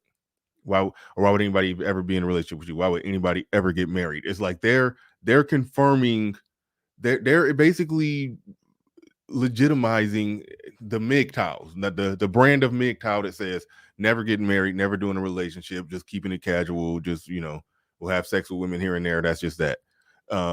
They're justifying it. Like they've justified it with their own words and actions. And it's crazy when, again, the biggest independent liberal news network on earth is backing it. It's like, so people will come up in here, they will hear content, they'll hear channels like mine, they'll try to say that, oh, these men are wrong, these men are just all over the place with the things that they're saying, or not even the channels like mine, the ones that are more along the lines got more of a MGTOW. Like I don't got a MGTOW message, you know. I don't speak to, you know, a pump and dump type message. I don't do that. But the ones that do focus on that and do highlight on that, yeah, that they're essentially proving the manosphere right with the things that they say. The most hardest right? negative. I'm sorry, what's that? I said, let's look at Anna one more time. How long is she going to stay in that role? And is she going to decide to be a career woman before she becomes a mother? Like you're making life choices that men now have to make calculations based upon. You don't want to be we're looking for. So what are we supposed to do? Mr. Negative Man actually highlights part of the problem right there too. He says a lot of women talk about their future husband like they hate him. That's what I kind of gathered from that one chick that was talking. It's like you was talking about some husband in the future, but you don't sound like you're going to be happy to be with him. Like that's crazy. But anyway, already they hate him already and don't even know him. Like yeah, like that. That's how they talk about it. But they'll tell us we're wrong. They'll tell us that we're wrong in our analysis of modern women and what modern women do and how modern women operate. They'll tell us that we're wrong. We are joined by Trevor Thompson in the building. You got the floor. You have the mic. Can you hear me clearly? Yes. Where you at, man? Okay, well, I heard.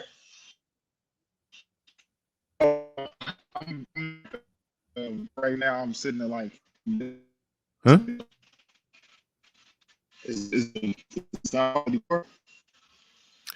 No, you getting your Stephen Hawking on. Oh, it sounds better right now. Don't move. Okay, I might have to let you go. In 5, 4, 3, 2, 1. Gotta let you go. Get somewhere. You down in the back chat, so I know you can still hear me. Try to get somewhere stationary, somewhere not in public. I understand that some people be driving and listening in, and they want to call in and say something. But some of y'all will, be boarding an airplane or about to go skydiving. Yeah, I want to call into the show before you skydive. Like you 20,000 feet in the air about to jump. Like what the hell? But no, just call back when you get around to it, or when you get somewhere more stable. Actually, your homegirl, I don't like to do this, but your girl you keep bringing up, what's her name on the Young Turks? Anna Kasparian. Okay, what I'm about to do, I'm about to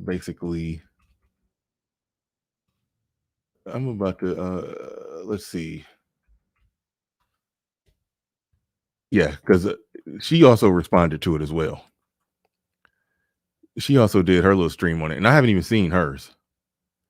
I'm definitely trying to get this thing get a little, not a copyright claim, not nothing major, but a copyright claim, not a strike. I ain't gonna get a strike, but I will end up getting a claim on this bad boy. I think we can have the high fair use. 50-50. I mean, we'll try. But yeah, I'll go ahead and get her. This is a live raw reaction. I have no idea what she's going to say, but you can see it at the bottom of the screen there. It says Cam Newton trashes women who won't be servants. Yeah, man, they be wilding. Right off the bat, doesn't that tell you they look down on women in general? Like women of every era up until now, all y'all were just worthless servants. Okay. Mm-hmm. Yeah. Like again, I keep asking the question: the motivation for them to go this hard. Like they went harder than everybody else. I listened to the Breakfast Club talk about it, and the chick on the show was saying something like, I don't know about all that, and then Charlemagne and the Beige Rage they basically was saying, well, yeah, but the man has to do so and so and this or that and blah blah blah, or if she not following you, you might not be a good leader, blah blah blah blah blah. You know, they played that little tap dance or whatever. They did that, but they didn't really go hard. They just, just made some little small, meaningless points, and that was that. But they going hard out here. They Cam Newton trashes women who don't want to be servants. I told you it's bigger than black. And my grandma. Yeah. I put the black spin on it, but I think you're right about it being bigger than black, because they win in the end if men and women are separate and not apart, and women are their own independent entities, separate and apart from men, and fighting for their own independent woman views, thoughts, politics, perspectives, or whatever. As long they can't be family oriented. Like that's the thing that they got to acknowledge. Like a family oriented woman is not ideal for what they want. They need women in general. They need them single, preferably with kids and not married. That's what they want. That's the voting block that they need. Mother. And I knew what a woman was, not a bad bitch. Okay, what's the difference? A woman. Yeah, this is where NFL quarterback Cam Newton thinks women are interested in hearing his thoughts on females. We'll respond to it in just a moment. It's about to get good. Okay. A bad bitch is a person who's just, You see how she like tried to disqualify him from speaking, basically. Who are you to speak about women? Yo, why Cam sound like OGJ Speed? His voice remind me of OGJ Speed a little bit. I gotta listen. I don't hear that. I don't hear that one. Oh man. Let's see. Girl, I'm a bad bitch. I'm doing this, I'm doing that. I look the part, but I don't act the part. Yes, the big boy in the video that we just watched is Cam Newton. He is an NFL quarterback, for those of you who don't follow the NFL. He's currently a free agent, but I'm not really interested in talking about his sports career. I am interested in addressing what he said in that video, because he seems to think that he is God's gift to women, and that, he has the ability to pass judgment on women who don't fulfill certain roles that he feels they need to fulfill. Cam Newton, worth about 200 million, I think. If he got with a woman, and put it like this, the woman who he got 4 kids by, he's God's gift to her. Yeah, I was just thinking that. Let's just go ahead and call it. Listen. Maybe God was looking out for those 4 women, and he was using Cam as a vessel to make those 4 women's lives better. Praise Jesus. Hold on, Lord works in mysterious it's ways. Better. It's better than that. It's not. He don't got 4 women pregnant. No. He has 4 kids by 1 woman. Okay. Oh wow! I totally heard that wrong. That's even better. That's godly. Yeah, that she out of all the vaginas, out of all the uteruses on earth, she was blessed. Out of all the eggs on earth, she was blessed to have hers fertilized by Cam Newton 4 times. There's another woman who he stepped out on his. Oh shoot! I almost need to take this call. Wait, hold on. Damn it. Okay, I missed it.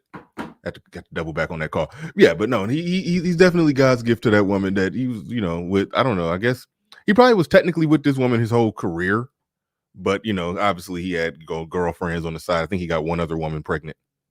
He got some stripper pregnant, I think.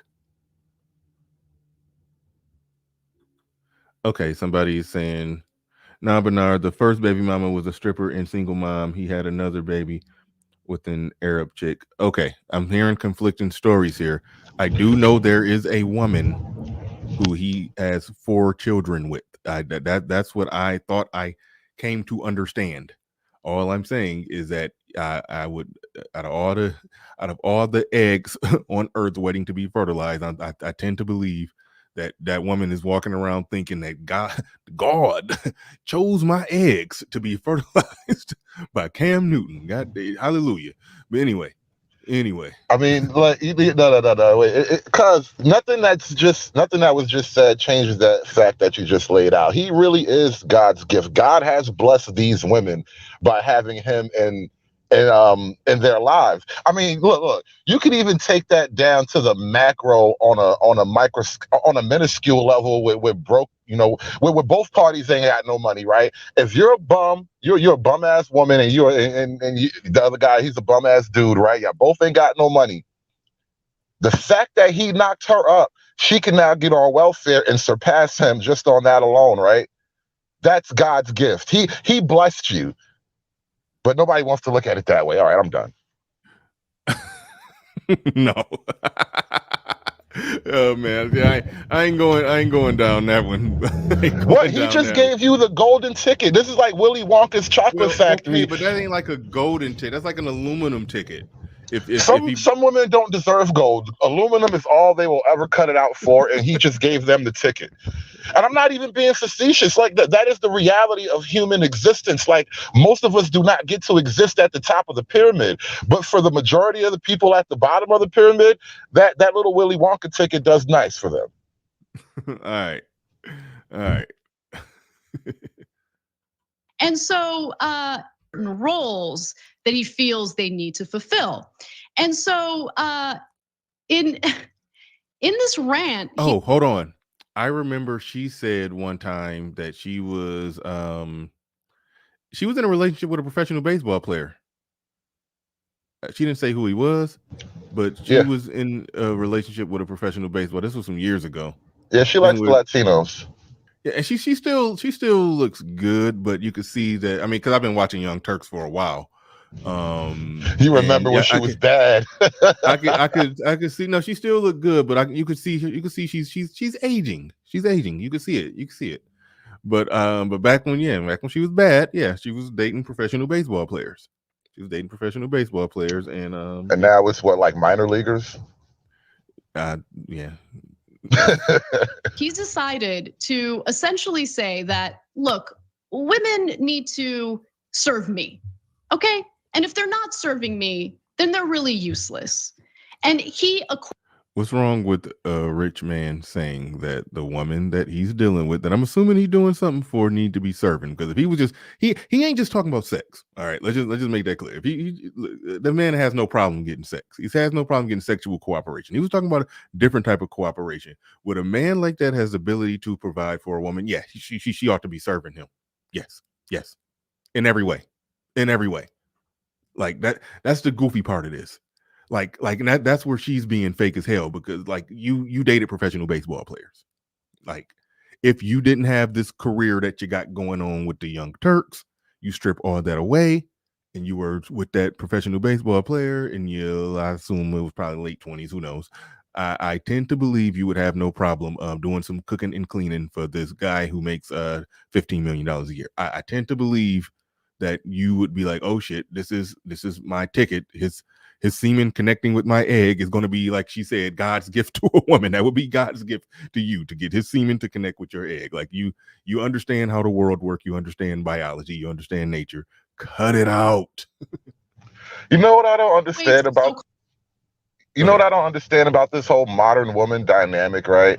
Modern women are almost obsessed with being seen as more than sexual objects, yet they refuse to be more than sexual objects. Like, what the hell? Yeah.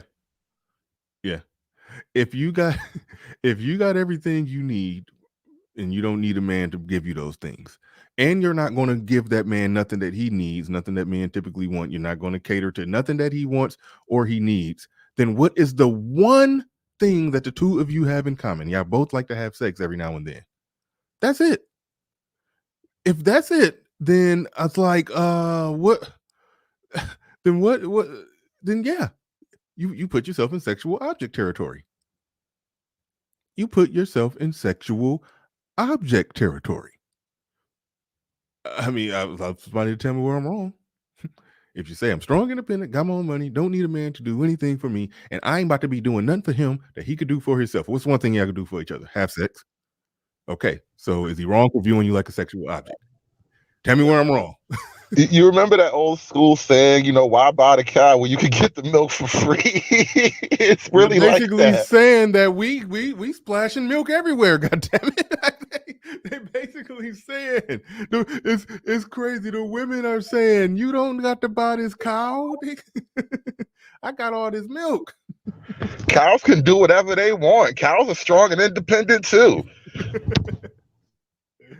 Oh man. Let's go play a little bit called more. Bad Bitches with women who might feel empowered to pursue non-traditional roles in society. He's not in favor of that. And he elaborates on that in this clip. Let's watch.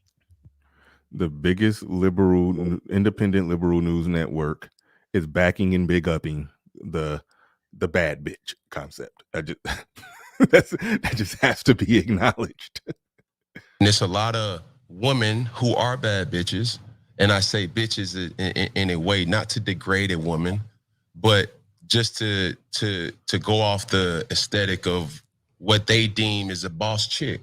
Now, a woman for me is handling your own, but knowing how to cater to a man's needs, right? And I think a lot of times when you get that aesthetic of like, I'm a boss bitch, like I'm a this, I'm a that. No, baby, like, but you can't cook. Okay. You don't know when to be quiet. You don't know how to allow a man to lead. No, you guys get it? Like the super mature grown-up man with a superhero t-shirt and a goofy hat is telling us how women need to act. So notice he said, women can they should be handling their own thing. Meaning they should work, they should be independent, they should be able to survive independently in this insane economy. But that's not good enough for this catch, Cam Newton, okay? You need to be able to bring him his slippers when he comes home from work. You need to be cooking for him. You need to be his personal servant. Because if you're not, then you ain't a woman.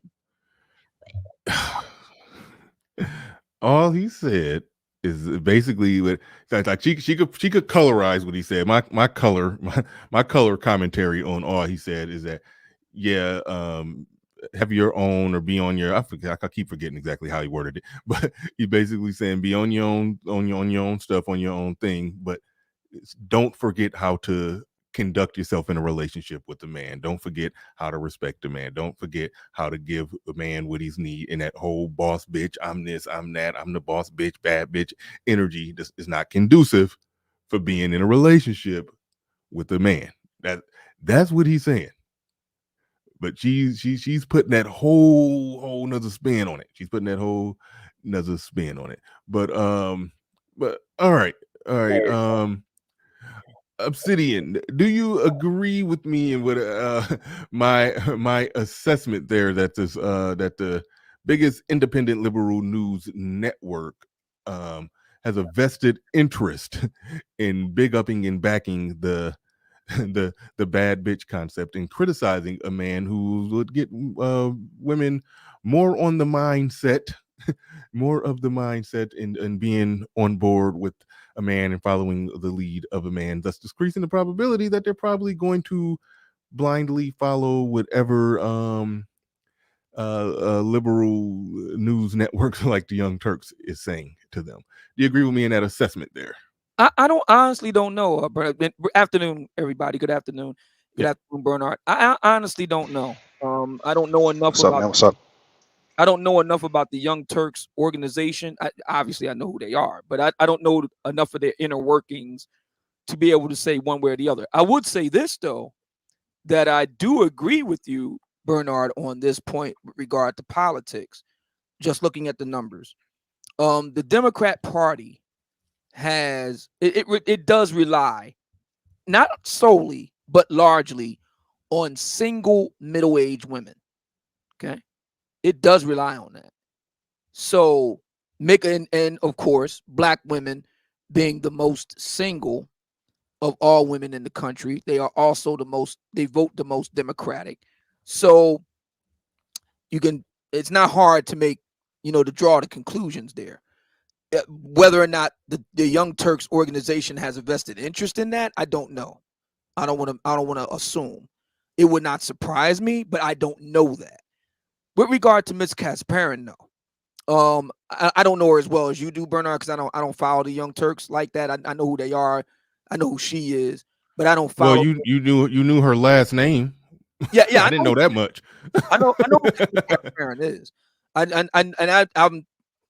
have to say, last time I saw her, oh my God, the last time I saw Young Turks, I actually watched it, sat down and watched, was when Elliot Rodger was on the loose. So you're looking at what, better part of a decade? Oh, damn. Yeah, that was a while ago. Yeah. So that's what I'm saying. I haven't watched it, sat down and actually watched anything from the Young Turks since. I did see a debate between Dinesh D'Souza and Young Turks, I guess you could say CEO, Hank Winger. I did see that. But as far as sitting down and actually watching a Young Turks episode, no, I haven't seen it since Elliot Rodger. So I'm, excuse me, I'm kind of surprised that Miss Kasparin is still around, and kudos to her for that. But I do have some questions about the way she is framing it. So my first question is this interview that she's pulling her talking points from with Cam Newton and I don't know if anybody can answer this, is that interview a actual sports interview where he's talking football, or is that a kind of how do you say unplugged, right? Like it's not. It wasn't. Yeah, it wasn't a sports. It's unplugged. Okay. Just athletes talking. Okay. No, the other people aren't even athletes. Rappers, athletes. You know what I mean? They brought him in as a guest. It's a lot of people who had other careers doing other stuff, and they're gradually getting into video podcasting and the whole works. It's like one of those type of deals. So yeah, they really just chopping it up. Right. So this is just some brothers chopping it up on a podcast that doesn't even have anything to do with sports, let alone Cam Newton himself personally. So my first question becomes to Ms. Kasparin and anybody who agrees with her is this. I'm not asking her to agree with Cam. What I'm asking is this. Does a man have a right to his own opinions, whatever they may be, outside of his job description? When he's off the clock, he's not on a job, he's not in the locker room. I would go along with it if you make these statements, on NFL property, in the locker room, in a press conference. Okay, we could debate that. He's not in the locker room. He's not having a post-game press conference. He's not. It's nothing like that. He is on his own dime in his own time, chopping it up with some brothers. Now, does he have a right to do that or not? Of course. Because that would be my first question to Ms. Kasparin, which she doesn't seem to answer. See, my position is whether I agree or disagree with Mr. Newton, the man has a right to his own personal time to say whatever he wants to say. That would be my first thing. My second thing is this, and I don't know. I played baseball in school, so I don't really follow the NFL that closely, never did. But I'll say this. Does Ms. Kasparin have a problem with Russell Wilson having a traditional family?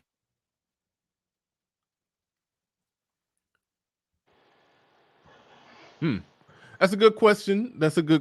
Because probably not. Yeah, I'm sure she wouldn't have a problem with that. I'm sure that's part of the hypocrisy in it. That's part of the hypocrisy in her position, because there are some situations where they obviously see that, if put it like this, if Sierra was to say, "Hey, I got my man, I got Russell, her career might be over," she would have said that. If Sierra was to say, "Hey, I got my man, I got Russell, I'm not really worried about my career, I got 3 kids, I'm just focusing on raising my kids and being the best wife I could be to my man," I'm sure they wouldn't have a problem with that. But so it's like a selective picking and choosing of when it's a problem and when it's not a problem. Can I interject but something hold on, real yeah, quick? real quick, yeah, go ahead, real quick, because I do got to take a call. I disagree. I do not care for the inclusion of the Russell Wilson situation as a traditional family. It's by definition, it's not. You're a blended family. You're the Brady Bunch. You're not a traditional family, and it kind of ties into what I think is happening with women in general. By saying a woman can be and do anything and men have no right to expect anything in particular from a woman, you are destroying standards. We don't even know what a traditional family means anymore. Real good point on that. Good catch on that. Russell Wilson is here traditional family thing. No, good point on that. But hold on, real quick. Yeah, but no, definitely a good point on that. Son is how Ron the building says, "White man, you better come and get your woman." We at that point in the show where I can say bitch, I guess. Anyway, and tell to shut the F up and mind her own business. Black Wolf Inc. in the building with a $5 super chat. He says, this is proof that the manosphere has officially engulfed the mainstream. I agree, the mainstream and political landscape. Like DJ Kuda Long predicted, the change has arrived. Absolutely, 100%. The manosphere's ideas, talking points, thoughts, views, perspectives, ideologies is all over the place. Shout out to KD in the building. He says, the Young Turks covers this story. Wow. Yeah, but I have my reasons and suspicions as to why they chose to cover this story. I have my reasons and suspicions as to that. I laid out throughout the live stream, but no, definitely good points. Hood Conservative. Before we go to Tan Obsidian, you wanted to respond to what Hood Conservative said? Yeah, I would say this. I don't begrudge the Hood Conservative or any other black man their point of view. What I would say is this: if the claim that Wilson does not have a traditional family because it's blended, by that definition, the vast majority of black families are then not traditional; they are blended. And I'm not saying I'm not saying this by I have no personal dog in the fight. I'm just looking at the data. So what I'm trying to get at here isn't that. What I'm trying to get at here is this. The Wilsons are very devout. The Wilsons believe in the biblical injunction of being fruitful and multiplying.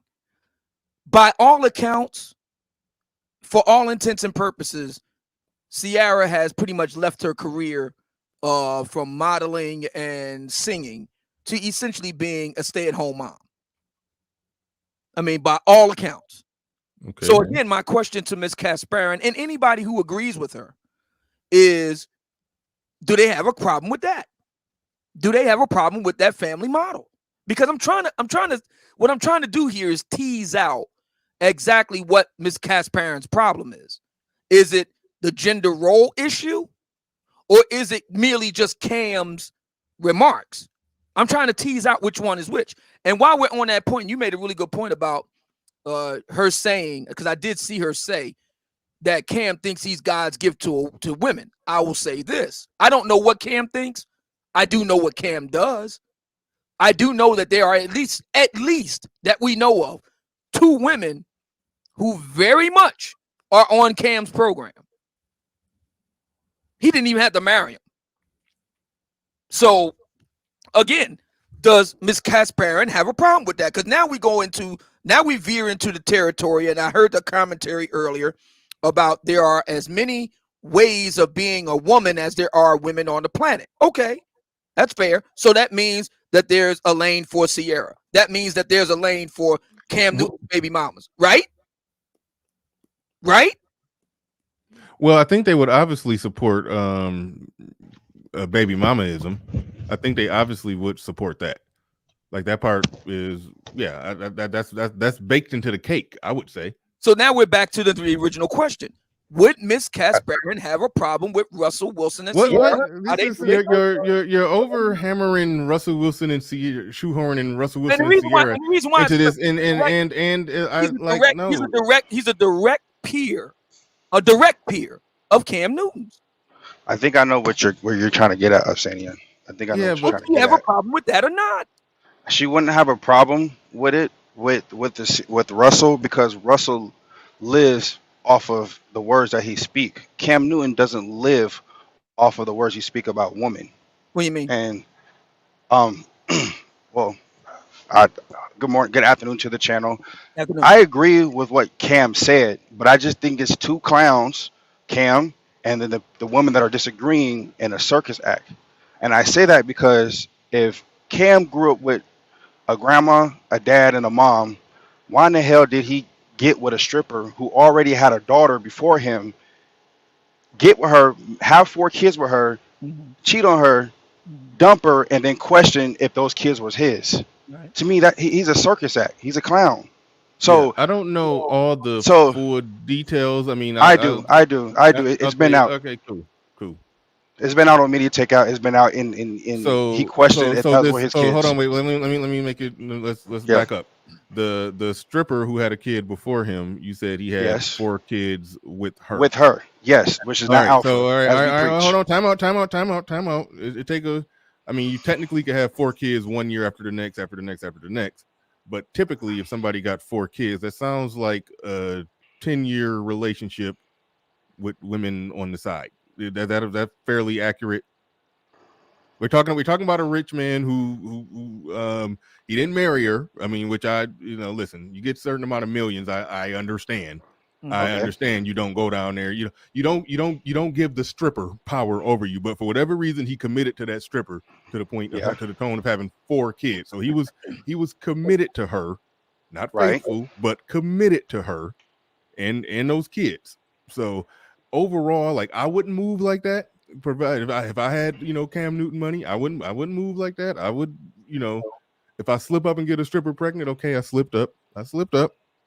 I wouldn't keep her around and have 4 kids with her, but he chose to do that. That sounds like a relationship that, for as tacky as it started, that does sound like at least a 10-year relationship. So I'm not going to just I'll call him stupid for knocking up a stripper. But at the end of the day, it sounds like we're talking about a 10-year relationship. The question I would have is this: with 4 kids.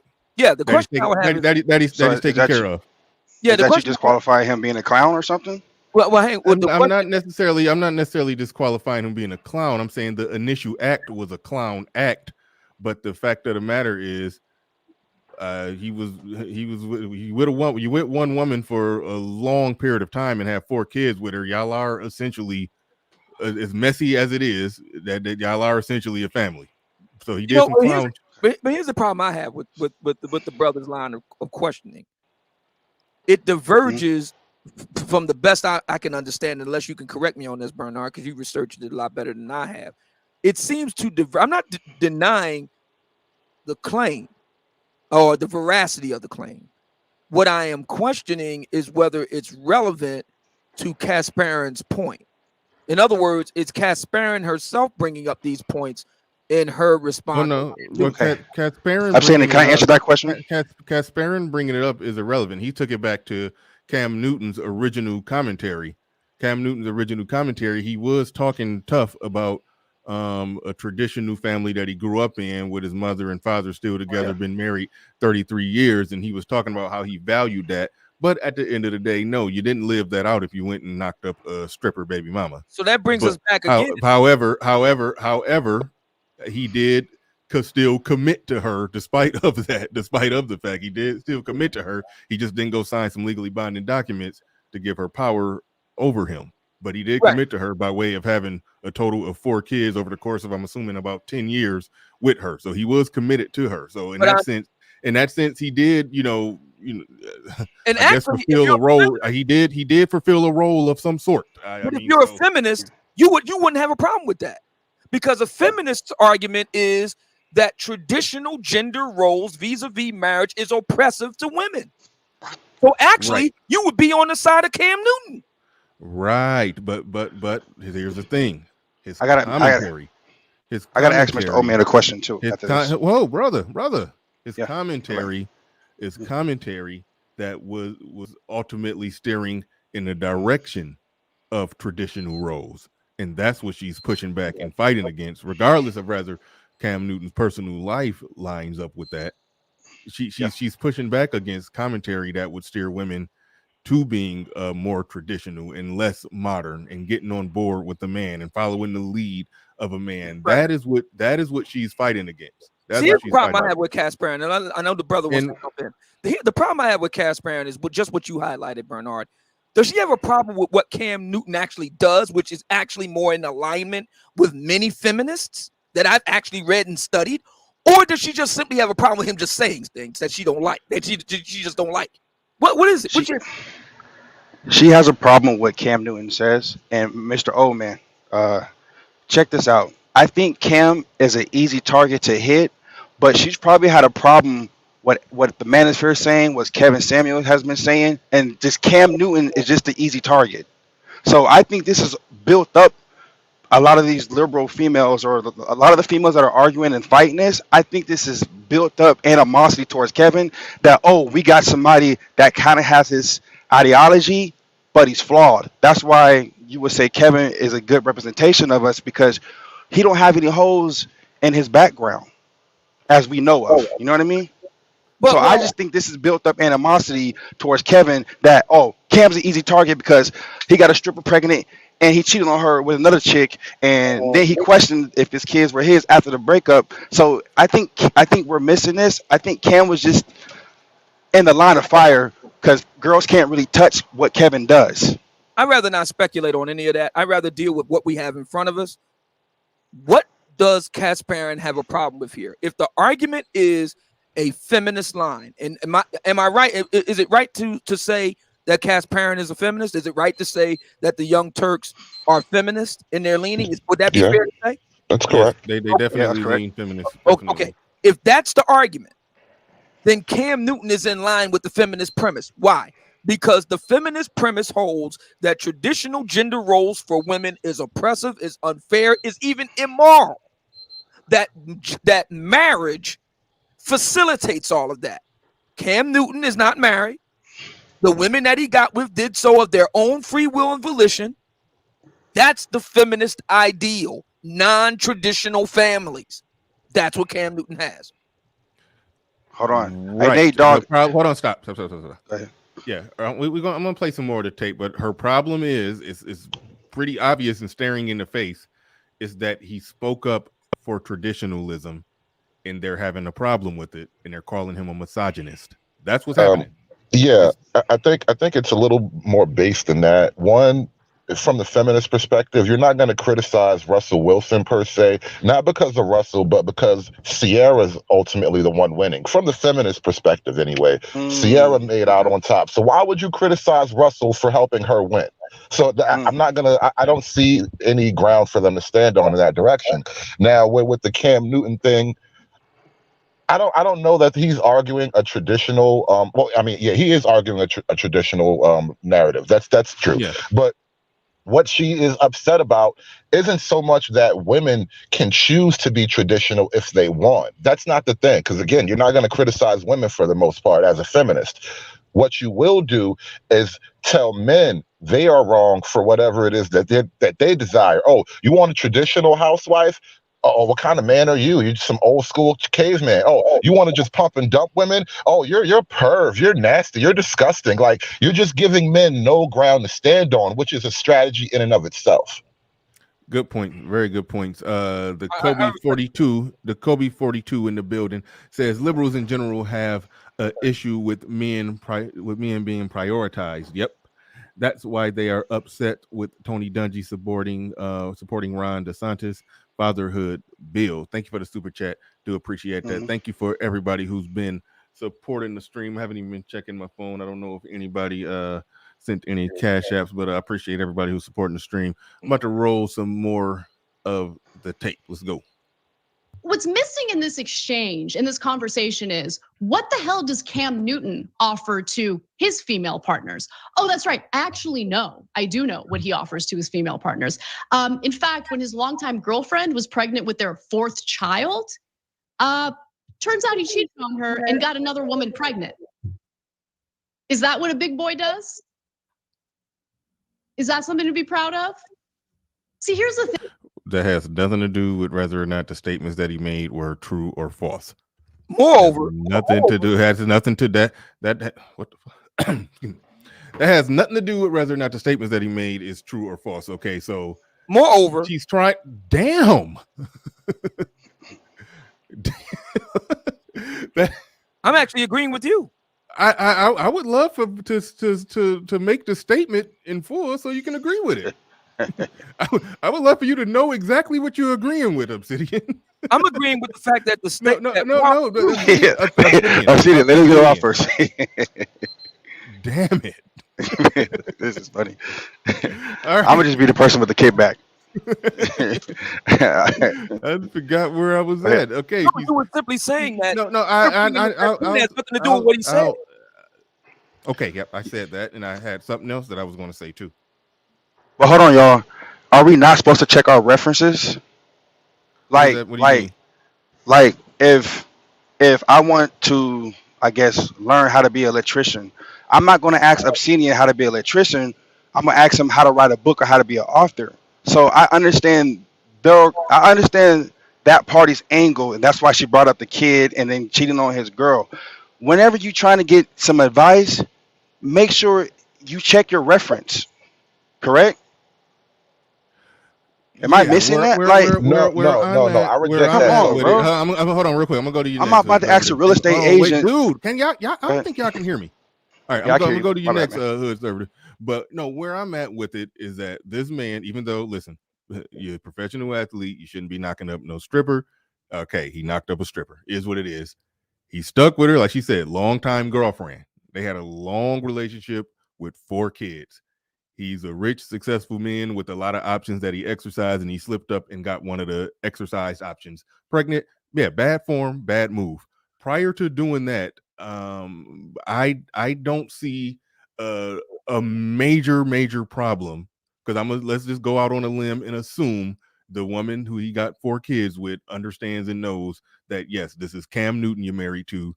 He has a few little things on the side here and there. Let's just assume she knows that. Let's not assume. I'm just going to assume that he ain't sneaking around and lying to her, and they had a big blow up. And how dare you cheat on me? I'm assuming that wasn't the thing. I'm assuming that she knew full well what the deal was with Cam Newton. So in that regard, I don't see where he did something wrong, other than, yeah, you slipped up and got a side piece pregnant. Okay. But just the mere fact of him cheating or having the side piece, I'm not even about to play that game with it. Like I think she knew what it was when she got with Cam Newton, that he was going to have things on the side. I think that was understood. So in that sense, even though he didn't marry the stripper and give her power over him, I do think, in an old school sense, just like how granddaddy had something on the side, but he handled business and took care of home. I think that's more or less a modern example of just a rich, famous man essentially doing the same thing. He just slipped up and got a side piece pregnant. It's like, no, that don't in any way, shape, or form negate or take away from the point that he's making. Or no, I ain't going with that. But leave them strippers alone, or don't leave them. I mean, strap up, wear a condom with strippers. That's it. That's the only thing. Hashtag wear a condom with strippers. Go ahead, hood conservative. No, that kind of it's almost like you read my mind bringing up strippers, but because I was just thinking, it's like I forget the guy's name who was just speaking, but you kind of laid out a situation where you had to be like innocent or almost perfect and blameless just to lay out an argument. And I'm not trying to dick police. Wait, hold on, I'm not trying to dick police. Let me finish the thought. Hold on. Let him finish it. It's not that Cam is out there, Cam Newton is out there like leading some kind of masculinity course about how to be the better, proper man while he's out there in the strip club. But the idea that, listen, the guy who's banging strippers can look at the guy who has a girlfriend and is raising his kids and say, that guy's living a better life than me. But I'm still going to bang these strippers. Like, he's not allowed to recognize that, yeah, I'm doing this, but that is clearly better. You practice kind of what you preach. Bro. No, I get it. You should, but he's not allowed to point out that that's better. That's clearly better. Even though he wants to bone strippers, he's telling you it is obviously better to not do this. So it's kind of like knowing the right answer on the test and still putting down the wrong answer, because he said, "Oh, I grew up with real women, my grandma and my mom." Right. So and even though he likes to bang a stripper every now and then, I know what real women are, and I would appreciate having more of them around. How does he know what a real woman is from him being an adult if he got a stripper or a thought chick pregnant? So what did you really learn? You know what I mean? Like, what did you learn? I'm not trying to dick police the dude. I'm just saying his choices doesn't align up with the words that he is preaching. That's all I'm You're saying. allowed to make bad choices and then still know what's right afterward. Well, hang on a second, because I thought that Okay, the man. I Go thought ahead. that the Go ahead. I thought that the argument here with regard to Miss Kasparin and others of her ilk was that women come in many different forms. Their roles in society and life come in many different roles. That was my understanding, unless I misinterpreted what was said earlier on in this broadcast. Now, if that's correct, then my question to Ms. Kasparin and others would be this: do they have a problem with the women being strippers or IG models? And if so, why? Given the fact that they're feminists, I thought the whole feminist project was to give women choice in what they wanted to do and be in their lives. I thought that was the whole point. And the problem that I have with Kasparin and others that are feminists, my chief problem with them is that they want freedom for themselves, but not for anyone else. They want to dictate for everyone else what life should be. So if a woman wants to live life on the pole, that's her choice. And if a woman wants to pop out carbon copies of her man and be at home and serve him hand and foot, that's her choice. But the feminists don't see it that way. It's their way or the highway. That's the problem I have with feminists, and that's the problem I'm having with Kasparin here, with her ad hominem attacks against Cam. The issue isn't Cam Newton's fidelity. The issue isn't Cam Newton's fashion sense. The issue is what Cam Newton actually does align or not with the feminist project. The answer is yes, it does. He doesn't get into traditional marriage. He doesn't have traditional relationships. That is the feminist goal. I'm Twine 2 in the building with a $10 super chat. He says it's only a deflection from the real issue she has. Some women try to change the focus of the argument by assassinating the character of the person to discredit the points, whether it's true or false. Thank you for the super chat. Appreciate that. Appreciate everybody who's supporting the stream. We all make mistakes and we all have our flaws and our vices. But for him to sit there as a guy who got his side chick pregnant as his longtime girlfriend was pregnant with his fourth child, how about you shut up? How about you learn when to shut up? And look, Cam Newton has a history of this. In fact, why don't we go to this next video? This is from a press conference where a female sports reporter asks him a sports-related question. Just take a look at how he responds to her. Boy. Wait, can you stop real quick? Because I just want to go out on a limb and say something. And I just want to throw the gauntlet down. I am not a rich man, and I'm just throwing this out there. From my perspective, it just seems to me rich men are allowed to have multiple children if they want. So what? Well, yeah, I understand that. I think it's stupid for even a rich man to have multiple children with multiple women. Okay. Yeah, in his situation where he was committed to one and slipped up with another, that's not the end of the world. I think what Future is doing is some other stuff. I think what is he at, like number 13? Like that's that's too many women. You're giving too many women power over you, basically. That's not a good look. I mean, if that money dry out, all those chicks could go left and they could still be getting the max child support, even though he ain't even touring and making the money off the tours that he's going to end up in a situation where he's going to be just working and tap dancing on stage just to break even and pay child support. Like that's the situation you end up in when you get on that, hey, I'm rich, I can spread my seed far and wide type stuff. Like, no, you can't, you're being stupid. So, but in Cam Newton's situation, he had it all in-house with one chick that he met at a strip club, and he had some stuff going on the side, as most rich, successful, famous men do. And I'm pretty sure his girl that he had at home knew all about it, and he slipped up and got the side chick pregnant. I mean that's it's a problem, but it ain't the end of the world to where he need to shut up and not, not give commentary on women. No, I won't go that far. Now she's going, this is cancel culture 101. Try to, when somebody says something you don't like, try to bring up anything else that they said with this whole little thing where he said it's funny to hear women talking about running routes. Like I said in my opening commentary, that is true. If a woman is talking about the advantages of a cover 2 versus a cover 3 and a stop and go route and curl hitch and all that, yeah, that is just weird. But sports, you expect a female sports writer and journalist to be well versed in that stuff, but the general population of women, hell no. But let's turn that around for a minute, because the argument that Cass Parent and others of her ilk are trying to make is that Cam Newton is indicative of a kind of crass sexism, even misogyny against women working in traditional male roles, right? That's the argument. That's the premise. So let's turn it around. Let's say, and it has to be something specific to women. So let's say, I don't know. Let's talk about stripping. What if there was and I don't know if there is or not, but just follow my scenario. Oh, that's about to cringe. Yeah. What if there was an industry trade magazine about strippers across the country? Who are the best strippers, who are the best booty clappers, all that sort of thing. And you had guys going out and reporting on the beat, on the stripper beat. Right?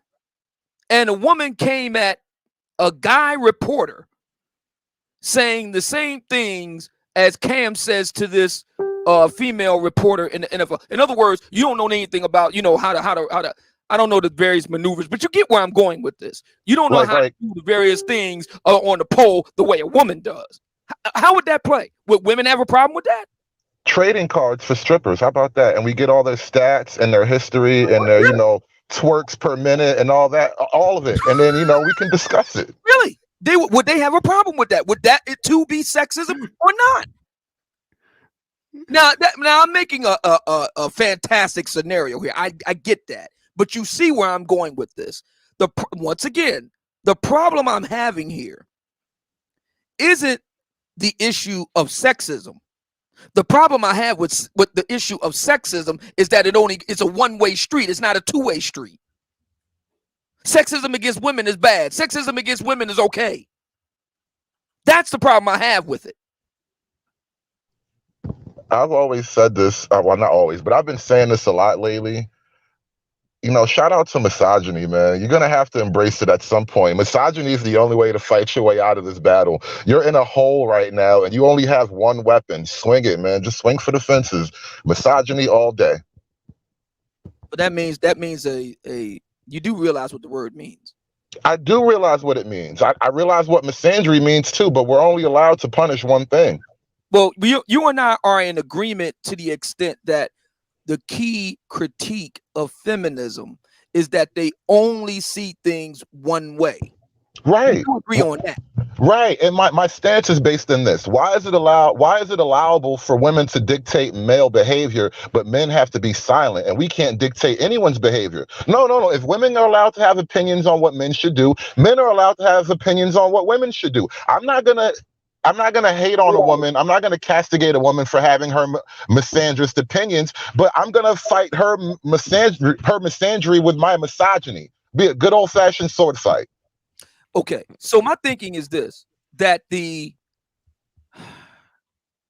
guess the problem I'm having is that I'm not sure that hate is a good antidote to more hate. I'm not sure. I don't know where you go with that. You fight hate with hate. I don't think men can ever really hate women, though. That's really what I'm banking on. I think women maybe are teetering on the edge of hatred for men, like actual hatred for men.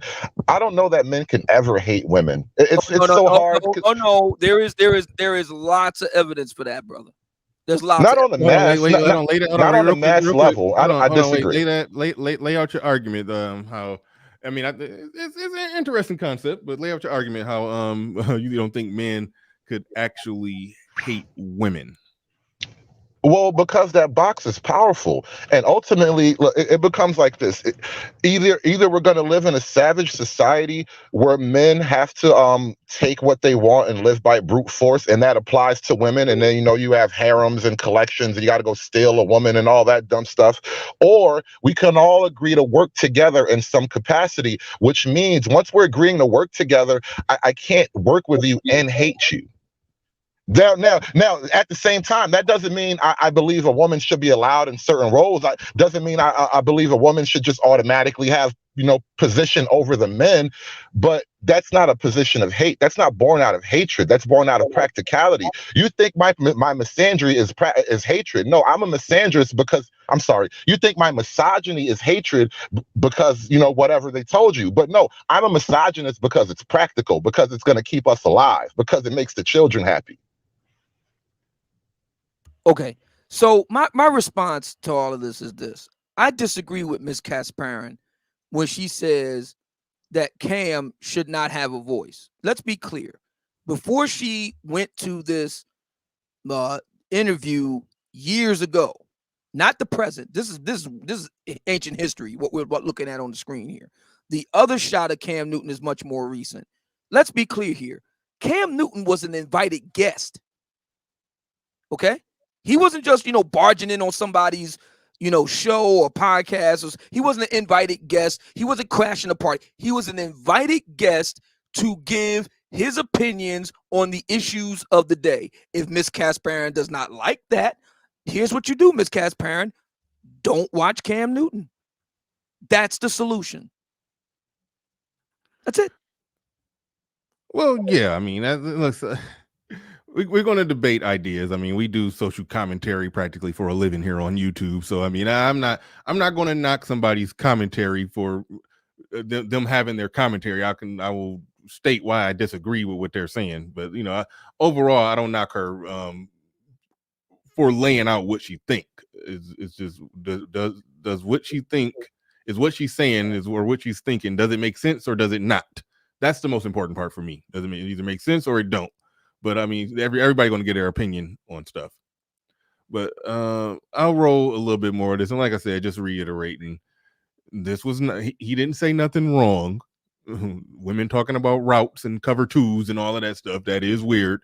But it shouldn't be that weird for a female sports writer to talk about it. But I understand I can still throw somebody off. Like, damn, this is crazy. But anyway, all right. Take a lot of pride in seeing your receivers play well. Devin Funchess has seemed to really embrace the physicality of his routes and getting those extra yards. Does that give you a little bit of an enjoyment to see him kind of truck sticking people out there? It's funny to hear a female talk about routes. Like, it's funny.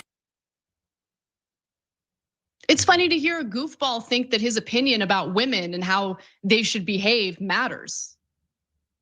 It seems like he's super uncomfortable being around empowered women. That's what it really comes across. Because if you watch that press conference, we're dealing with a female sports reporter who's asking a perfectly fine question, can't handle it. And apparently, she's making it seem like he spazzed out or something. Like, no, he chuckled, like, cut it out. Again, oh my God. What is women's empowerment really based on? Yes. Because think about it, like the whole routes issue. How many women, like I bet you could really get this under maybe 2 sets of hands at best, right? How many women in this country actually grew up running routes? I know millions of boys grew up running routes and they never made it to the NFL. They never even made it to college and they grew up running routes. But how many girls actually did that? Very few. That's the reason that it's very weird when women talk about football in great details, because there's no girls football teams. Boys who either sucked at football, don't play football, or very pretty unathletic, even if they sitting there at 35 years old with a pot belly and man boobs, they still probably played football in the 7th grade. They probably still was somebody forced them to go out there in the 6th, 7th, or 8th grade. They understand what a route is. Girls don't have that experience. It's going to forever and always be weird when you hear a woman talking about it in that intricate details. Like, I could talk about basketball and intricate details that will make, some guys, like, what the hell is he talking about? But with women in football is more amplified. So that's a non-issue. Again, that's just her trying to bend over backwards to try to pin more misogyny on Cam Newton so they can make this thing that he said that really wasn't a big deal be more of a big deal. Cancel culture 101, bring up something somebody said in the past and blow it up and try to connect it. Hell, they did that with Fresh and Fit after he put the China doll, no, Asian doll. I forget these chicks' names. He put he put the chick out, the rapper chick, and then what did they do? Oh shoot, we gotta dig up something that they ever said about black women anytime. They just went through the archives and they found, we found something that they said. Whew. Now we can try to make this we can try to make the connection and try to work some narrative. That's essentially what she's doing here. Women who like to think of themselves or refer to themselves as boss bitches also makes him incredibly uncomfortable. And he somehow finds something to criticize them for. And it is my I don't like how they just throw the word out. That makes him uncomfortable. No, he just pointed out what he didn't like about it. He just pointed out what he didn't like about it. And it's about he's uncomfortable, or he can't handle this, or he's in. I hate when they do that. Like you just listen. You got to lean into it, man. You make me uncomfortable the way sitting next to a predator makes me uncomfortable. Hey Bernard, can I play devil's advocate right quick? You're not playing devil's advocate. Go ahead and stand in it. Go ahead. I stand in. Now you're Borging. Well, while you're Borging, Mr. C just sent a $20 Cash App. I do appreciate that. Appreciate everybody who supports the stream. Do appreciate it. No, but you don't gotta devil's advocate. I mean, if it's a position you hold, because some people, if you're not feeling what Cam Newton talking about, then go ahead. At the start of the show, people came right through criticizing Cam Newton at the start of my show. So hey, if you got disagreement, with Cam on this, go on and stand in it. But go ahead. Are you Borgin? I mean, are you back? Okay, he's not back. Mind the inability to wait on him as if you're his indentured servant makes you less of a woman. And again, saying all of this. Why are they talking about women who are in relationships with men? It's particularly this man who can provide everything. Those women, going back to that original comment. Cam Newton trashes women who don't want to be his servant. But let's ask a question. Are the two baby mamas that he has, are they his servants? Because let's be clear, the feminist argument. They for damn sure should be serving them. I wanted to answer the question real quick. They for damn sure should be serving them if he's providing for them. Yeah. Okay. So the argument from feminists is that bearing a man's children is oppressive. I'm not making this up. You look up the writings of Andrew. Matter of fact, they even go so far as to call it the R word.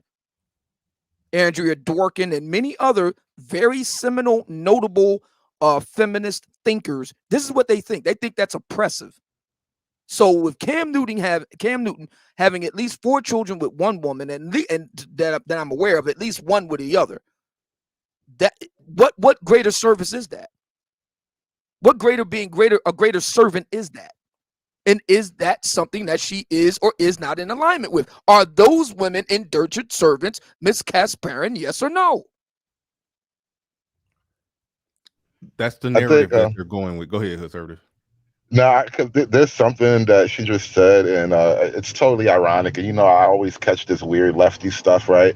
How is it that TYT, who defends trans rights to the hilt, they support the trans movement all the way, balls to the wall, literally, and they're going to turn around and say a group of people who will not hold the line against trans women is going to say Cam Newton is now calling other women lesser women.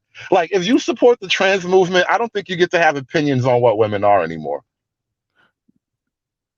Yeah.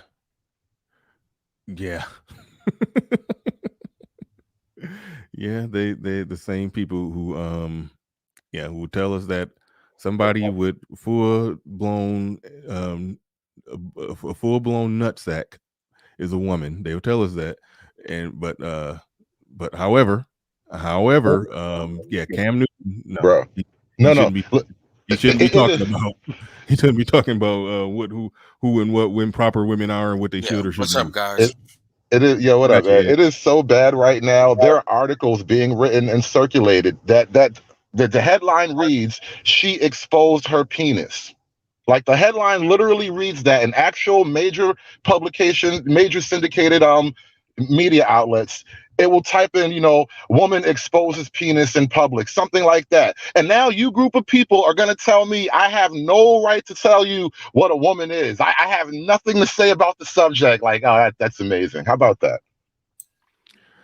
Yeah. Edward Anderson in the building. Shout out to Ed. I ain't seen you through. I don't think you've been through here in a minute, so I'm glad to hear from you. Yeah, I figured you might have something to say on this one. So go ahead. You got the flow, you got the mic. Yeah, this is what's up, everybody. Yeah, this is classic feminine supremacy by way of propaganda. This is classic what that is. Just to try to be to the point the best I can. Cam is a problem to these women because Cam, see, the argument has been presented up to this point, and this is, I love this situation. This is proof of something that I have said for a while. That all of that, you gotta be self-improved and you gotta be this sick, this is high level dude. Cam is an NFL quarterback.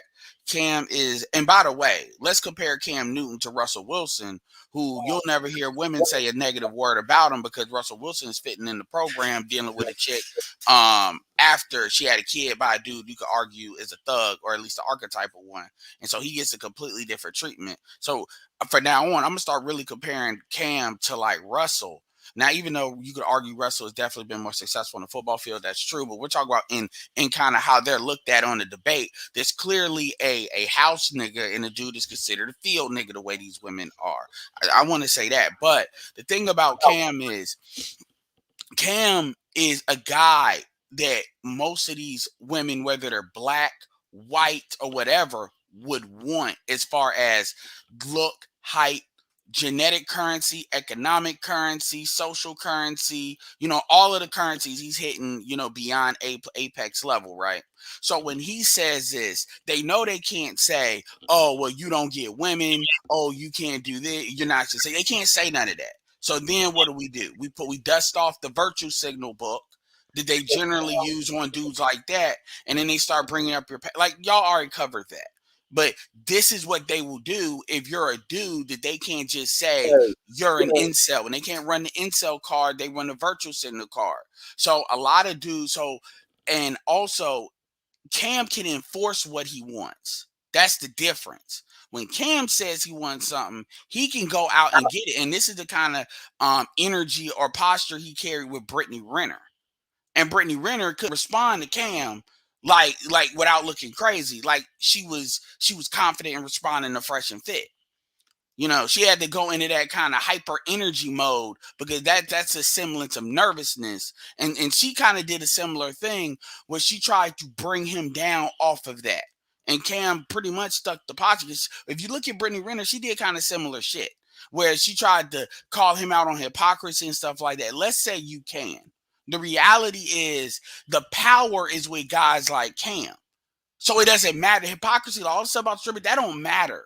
Because the truth is, LeBron James has a housewife and it does all that. But it's known when LeBron fucks white women and shit like that. It's just they don't put it out there in the media. So this is using media propaganda to send a message to guys like this that it doesn't matter who you are on a sexual totem pole. Collectively, you'll be brought down. It's the same bullshit they did with Deshaun Watson, too. When you have women like Karen Spain and all of them actually get angry that the Cleveland Browns would give him a contract and they saw value in him once they tried to quote unquote cancel him. They want the ability to collectively be able to cancel these guys because that's how they control these guys. And then for everybody else that is not on a high, obvious sexual marketplace level that can't be denied, they're just going to say you're an incel, you can't get women, blah, blah, blah, blah. And they're playing the Jesus card. This chick is the last, I'm not going to call out her name because everybody's trying to be, politically professional about it. So I'm going to keep that energy. This chick worked with somebody that's had issues with women. I forget what the main dude's name. He's had his problem. Zink Nobody, Yeller, yeah, Zink see, Yeller or something like that. nobody is without like, and at this point, the fact you don't. If this is a white dude, she doesn't do this. I'm pulling that card out. She doesn't. She's gonna make sure if she's gonna say something about a white dude that her ducks are in a row. Maybe if they're conservative, she might try to pull that game on the political shit. But she's gonna make sure her ducks in a row. She's not gonna sit there because people forget. Cam was talking about men need to be men as well. Cam basically did the jump on the dudes thing, but also jump on the women thing. And this idea that he said, and I'm done after this, that he said that she has to be quiet. Nigga, don't even get me started because I'm gonna be honest with you. I'm really kind of salty right now.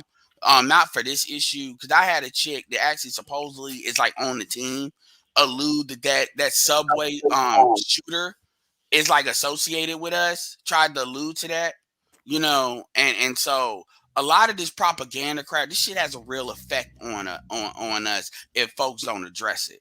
And stuff like this reminds me of why we need to exist. Because if we don't say anything, Cam is gonna be digitally lynched, not just by her. You got Sarah Spain. And by the way, you know how these women know who we are?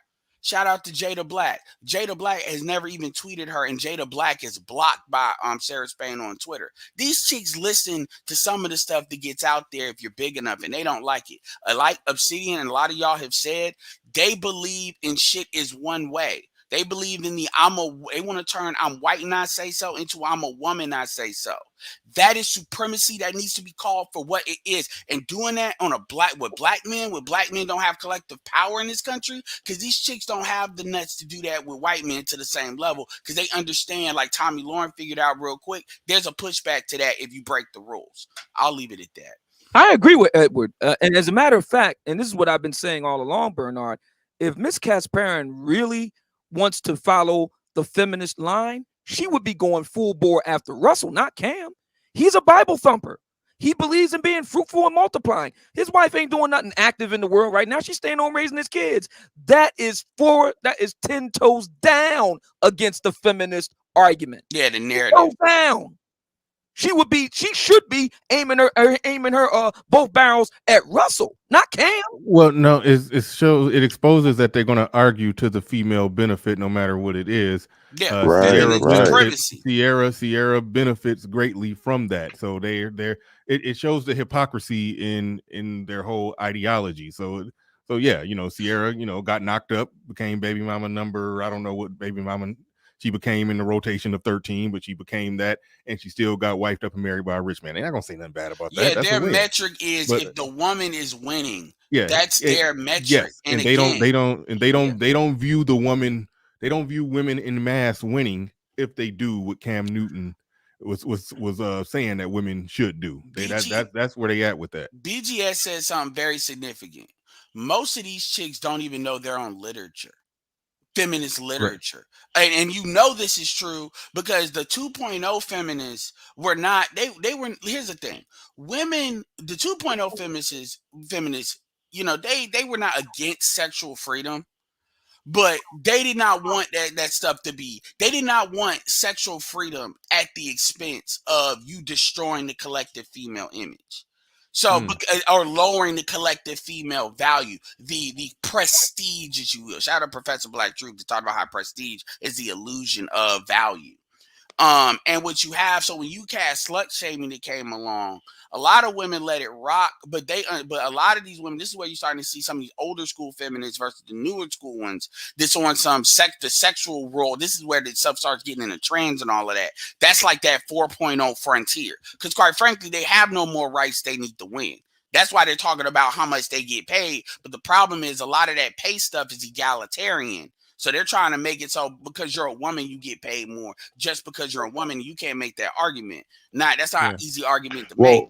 The thing you just said about them not knowing their own literature, I mean, it's kind of true, because if you understood the literature and the ideology and what it was based on, it was all predictable. Like, people knew this was going to happen, but no one was reading the books except for the people on the right that everybody called the racist. Yeah, the people at the top that was really setting the policy on this knew. So you're right. And they just thought women would go along with it. Like, they understood that at the end of the day, if you make women the breadwinners, women are most likely to reject that. They still needed to see it. and then now they're seeing it. But like I said before, you got all these women that want to do the slut shame thing, like the fight slut shaming, which is where the stripper stuff comes in. Which, if you really think about it, the fact, and this is what y'all was saying, Cam is what they call progressive in that way, because at the end of the day, he got a stripper, and look, at the end of the day, just if he didn't marry her, all that, he put her in a situation that's better than 99% of women would be in and ever could be in.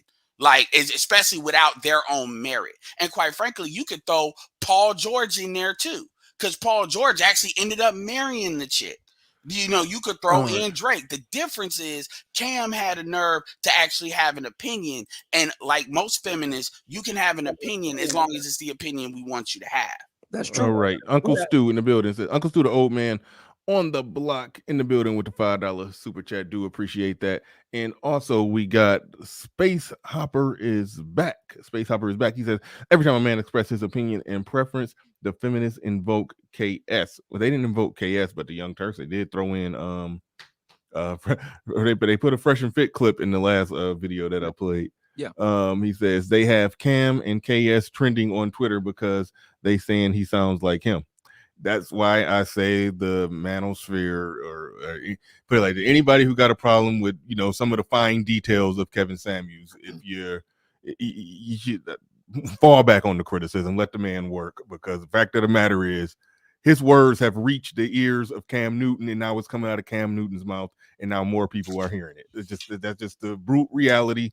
That's why I'm like, we don't need to be down here, you know, talking shit about whatever little small details we don't like about Kevin Samuels or any other body who speaks to, you know, speaks to the sentiments of the of men in this space. But anyway, they really think most men don't think like this, but just KS.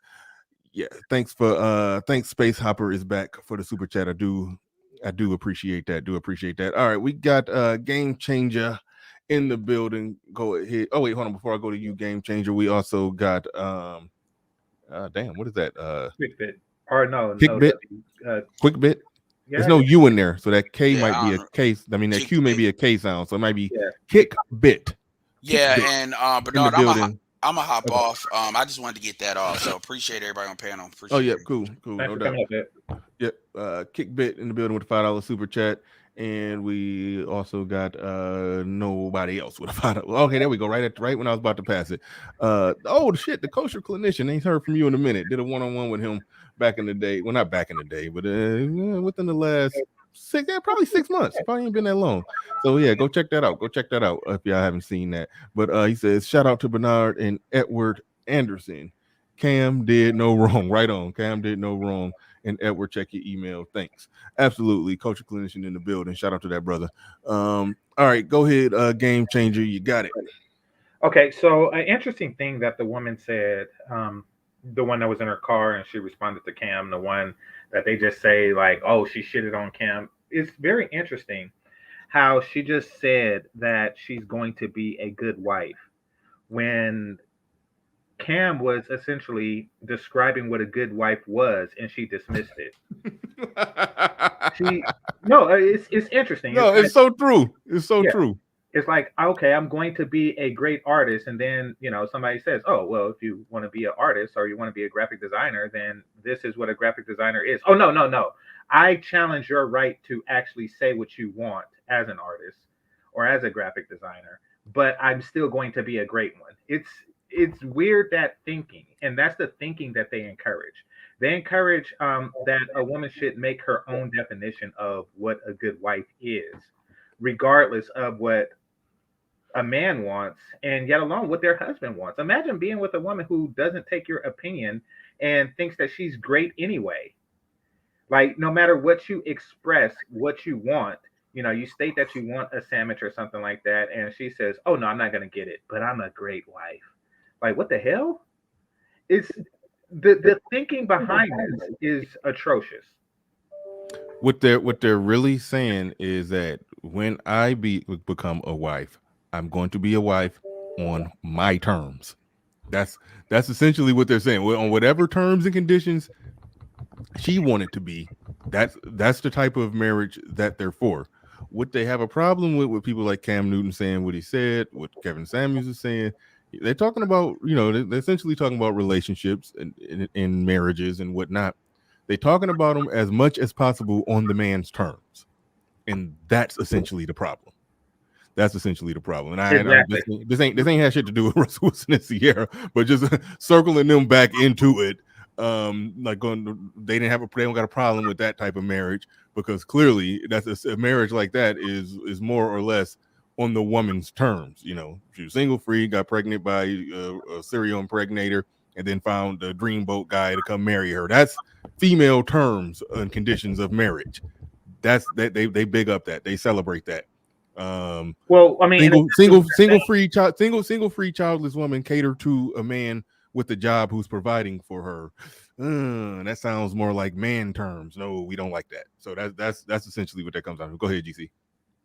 No, I mean, I definitely agree with the terms thing. I think that essentially many women are seeking men without terms. That's essentially what's going on. They're seeking men without any terms, and then saying that they're going to be a great wife to that particular man, even though, since he don't have any terms, he doesn't really have any say on if she's great or not. Like, how does he determine if she measures up as a great wife if he doesn't have any terms? And so really the only terms is hers, and she's just calling herself great. It's interesting. It's an interesting way to silence men. Yeah, I'm glad you threw the word silence in there, because that's, long story short, that's what it more or less comes down to. It comes down to just shut up. It comes down to just shut up. And why isn't that sexist? While he's sitting there. I'm sorry, what's that? And why is that not sexist? Women telling men to shut up. Why is that not sexist? It absolutely is. That's why I say lean into your misogyny, embrace it, let it flow through you. Why do you got to sound like a Sith Lord when you say it? Let it flow through you. You want to win or not? That's all I'm saying. How bad do you want to win? Sitting around worrying about the Sith. Listen, either we win or we die. Yeah. You sound like Morpheus with his hand behind his back. Well, I mean, there's Sith, and then there's Dark Jedi, and I would say that we would be more akin to that. I think you can use the light and win.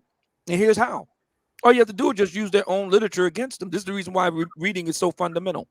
If you read feminist books, if you read their feminist critical theory, this is very easy. Once again, if Cass Parent should have a problem with anybody, it should be Russell Wilson. Feminism is against religion, particularly Christianity. Russell Wilson is a devout Christian. Feminism is against the traditional family. I remind the brothers listening that Black Lives Matter, when they first got their start nearly a decade ago, on their website, I have the document for anybody who wants it, because they scrubbed the website after Dr. Boyce Watkins and others got caught on to it. They said, I want it. Wait, you actually screenshot? Oh, wait, I'm sitting real quick. You actually screenshotted that? Like, you have it? I have it. Oh yeah, I want it. Yes. Send that around, because that's scrubbed from the internet. It's hard to find nowadays. Oh yeah, I have it from their website. Their mission statement that they were against patriarchal norms. They were against the nuclear family.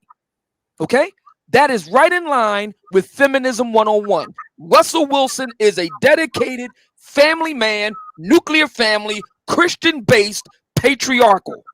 She needs to be against that.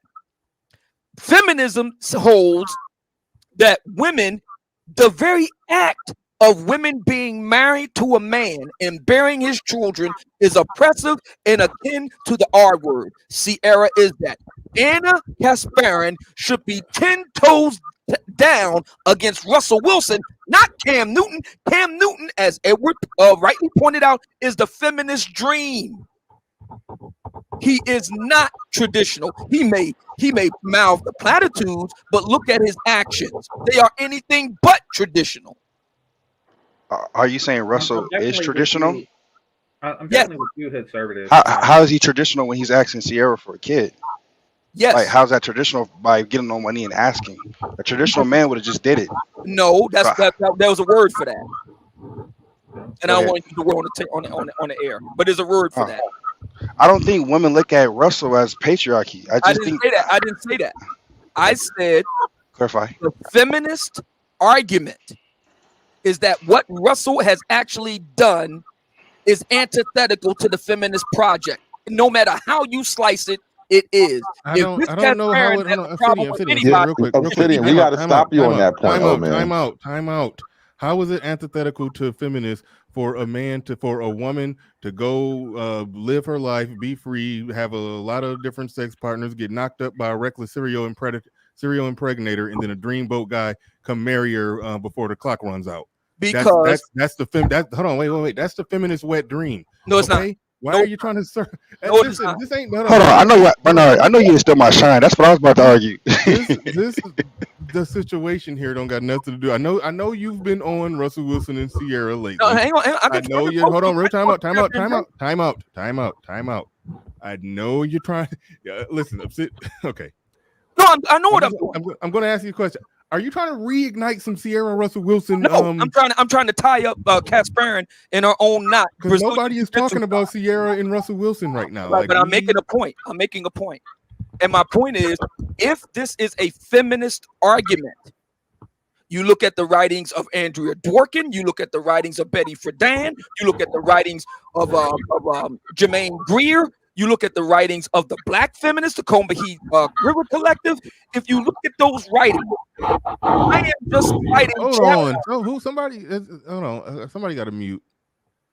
Okay, I think whoever needed to mute muted. Okay, good. I am just citing chapter and verse of what feminists, black and white, have said over the past half a century plus.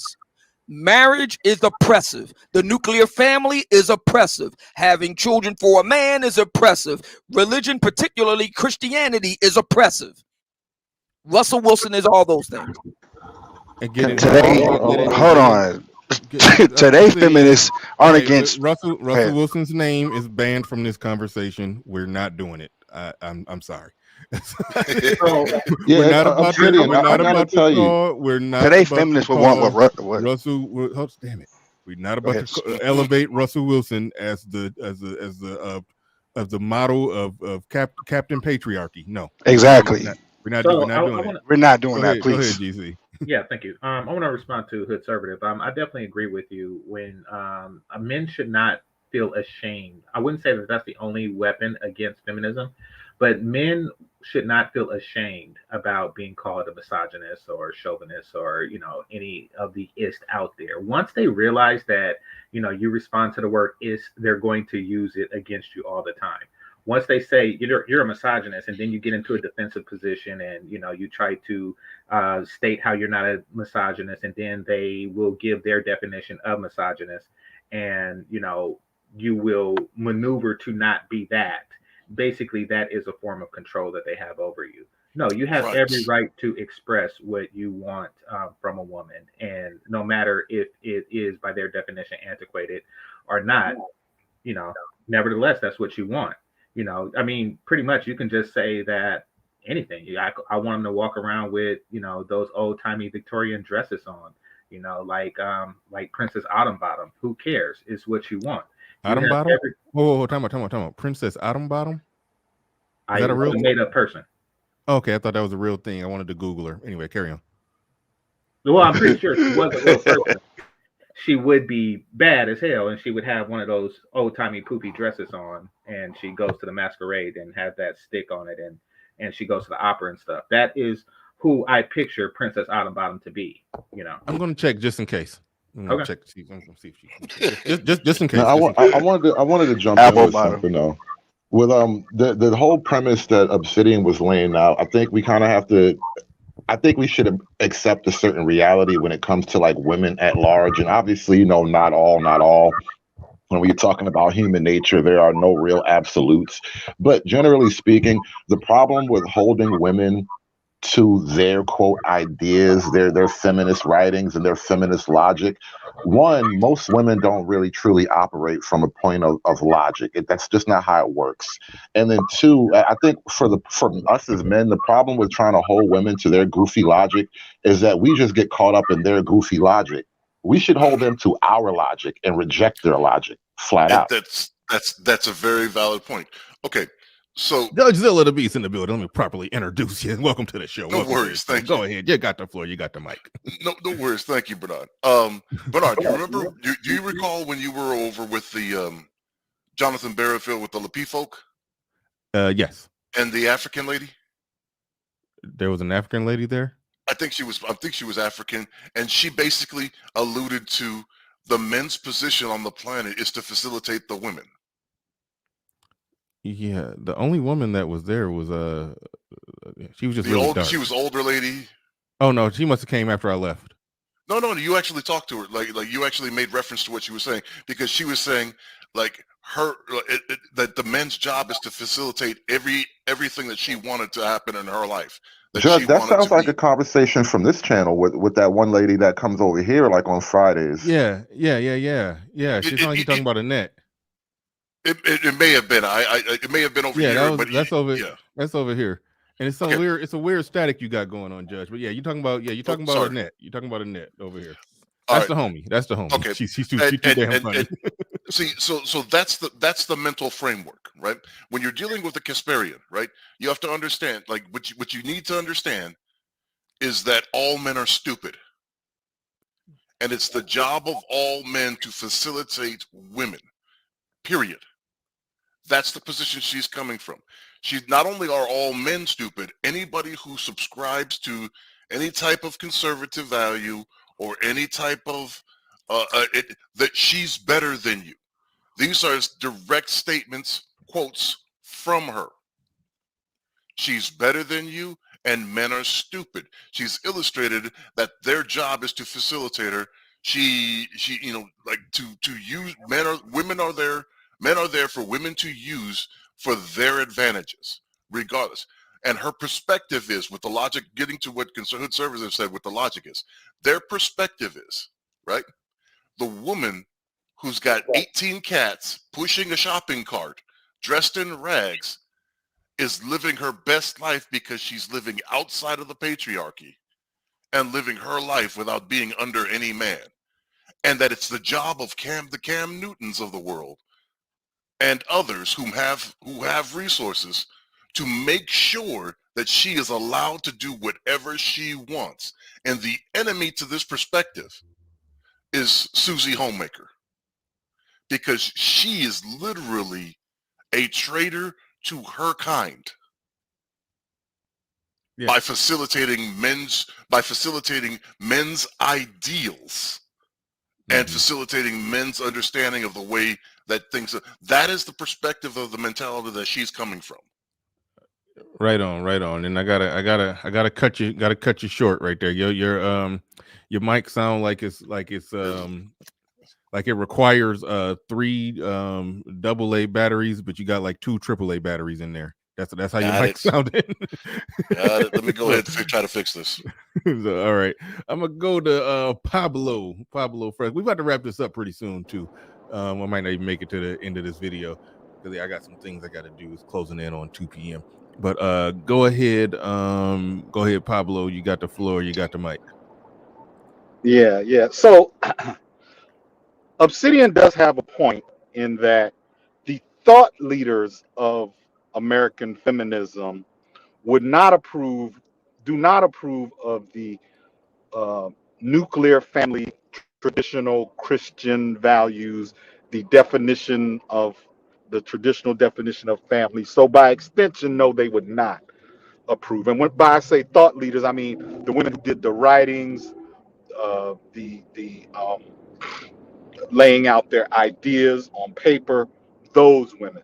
Now, your average black female feminist in the street, they probably don't know these people. But to his point, those people, those women absolutely would not approve of a relationship like a Russell Wilson and Sierra, simply for the fact that they view it as oppressive. That much is true. Yeah, I strongly disagree that they would view that as. Put it like this: if a traditional did you hear what I said about the thought leaders, the people who write, the people who put those ideas in the ether first, not the people on the street. No. But listen. I believe even the thought leaders that you speak of would not have that view. For what you're talking about.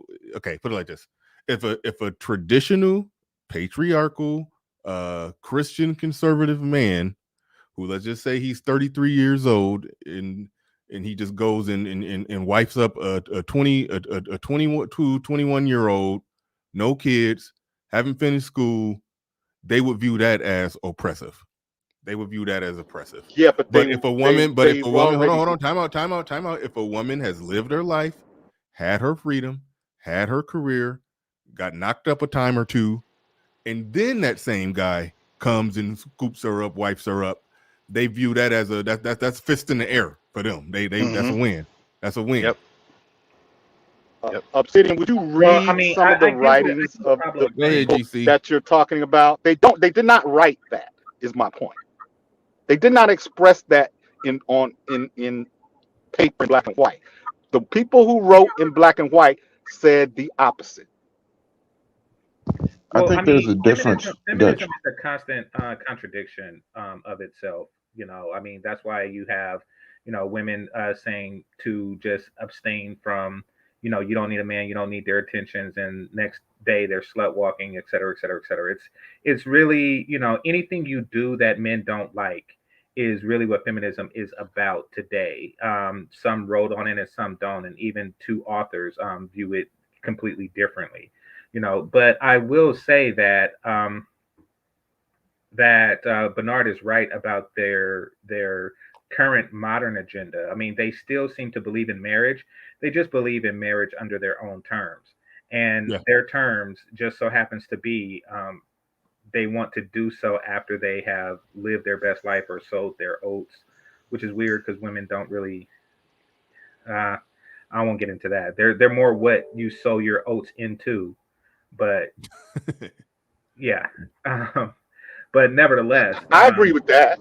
Yeah, but that's how they define it. Now, maybe there are feminists who wrote about that, modern feminists who wrote about that, and maybe those there are the ones who don't. But definitely, they believe in marriage, how it's practiced today, under their own terms. That's why that young lady earlier was saying that I'm going to make a good wife. She's basically saying if I'm married under my own terms, I will be a good wife. And I define good as long as I define good how I want it. Yeah. Can I jump in there for a second? I think because I was working this idea out while you guys were talking. So I think when we're talking about feminism in this context, we're having an issue of differing perspectives, maybe, without either side being totally right or wrong. I don't know that most women are feminist because of the logical arguments laid out by all of the body of work that Obsidian had just referenced, all the Betty Friedan's and the feminine mystique. I don't know that women are feminists because they buy into the logic. I believe most women are feminists because they buy into the emotional logic.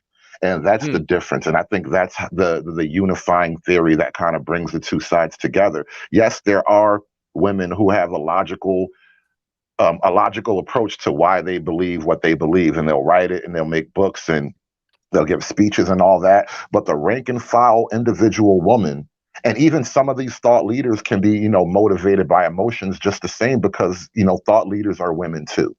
And there's a difference between being a logical feminist, which most women, I just believe, are not. Most women are emotionally connected to the idea of feminism. That's why it doesn't have to make a pure logical sense. So you'll get the contradictions like GC just laid out. You'll get the internal conflicts like between the TERFs and the real women, because ultimately feminism is not a logical position. Exactly. Feminism has a very fluid definition, which is why, people come up on your show, Bernard, and say, I'm a feminist. And then when you attack some of their feminist points, written or otherwise, they say, oh no, I'm just a feminist because I disagree with African fistula or some crap like that. Like the definition is it allows for too many spin moves for you to, bring up a piece of text from the 1920s and say, aha, I hold you accountable to. They like, no, I'm this type of feminist. It's yeah, it's ridiculous to try to hold them accountable. Yeah, and you see that happen all the time if you watch these feminist videos with like debates and whatnot. Exactly. They live off of the fluid definition of the word feminism. Well, then and then they all just say, well, I just believe that men and women should be treated equal. Like they will constantly shift the definition, shift the goal. And that's the point where men just say no. When a woman says, I believe we should be treated equal, men just hold the line and say no. Hang on. Your move. I would prefer to just interrogate them on their own line of reason. So, however, unless they wrote the book, it's not their line of reason. Hang on. If they reject, you use the 1920s. So around that time is when women got the vote. Do they disagree with that? They don't care. Hang on. It's not important. Hang on. We don't know until we ask those logical step-by-step questions. I know it's tedious, but it's methodical. Interrogate it. Do you disagree with women getting the vote or not? Yes or no? If the answer is yes, okay, now we move to the second wave of feminism in the 1960s and 70s. Friedan, Greer, Dworkin, the Combahee River Collective, Andre Lord, etc. et al. To what end, though, Obsidian? I don't understand where this goes exactly. Let's play this game. I tell you what, Obsidian, I will play the feminist in this case. Well, hang on. Let me finish what I'm saying. So then the next question is, okay, so I laid out earlier, and Pablo backed me up on this, what the feminists of the period were arguing.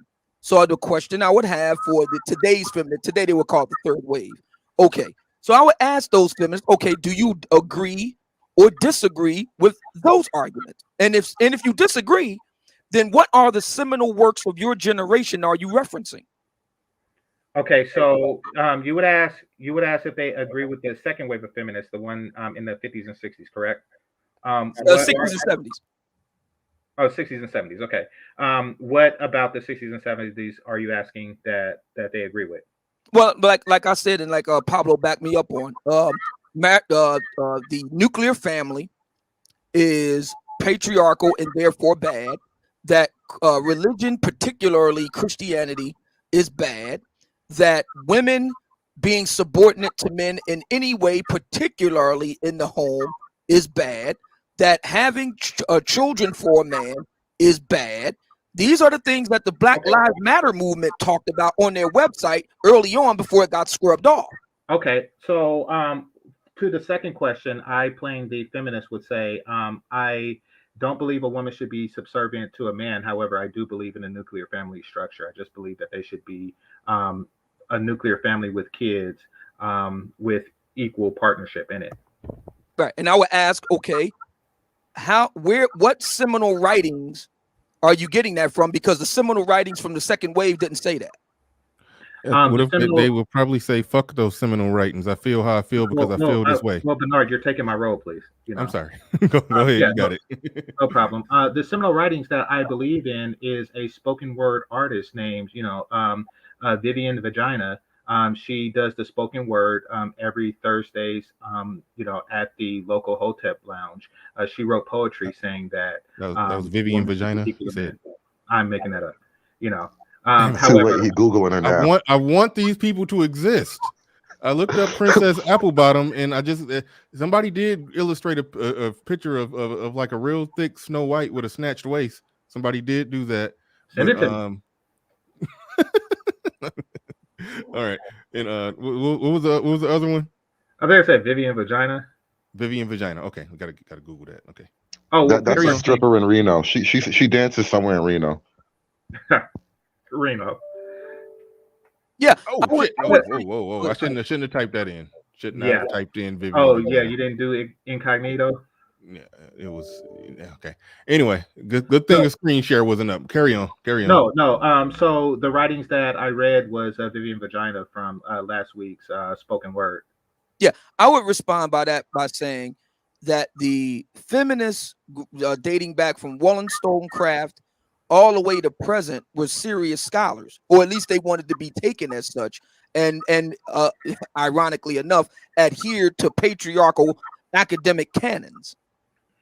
So if this person that you're representing, Game Changer, wants to argue that they want to take a departure from that, okay, then what else would this individual who does spoken word every other Thursday, what else is in their body of work? Because I would go and interrogate it. I said, okay, well let's go look at that. Since the Comanche River Collective, which is really the start of Black feminists in the early 1970s, since that is inadequate, and this spoken word artist every other Thursday is much more to the point, then I would like to interrogate that individual's body of work.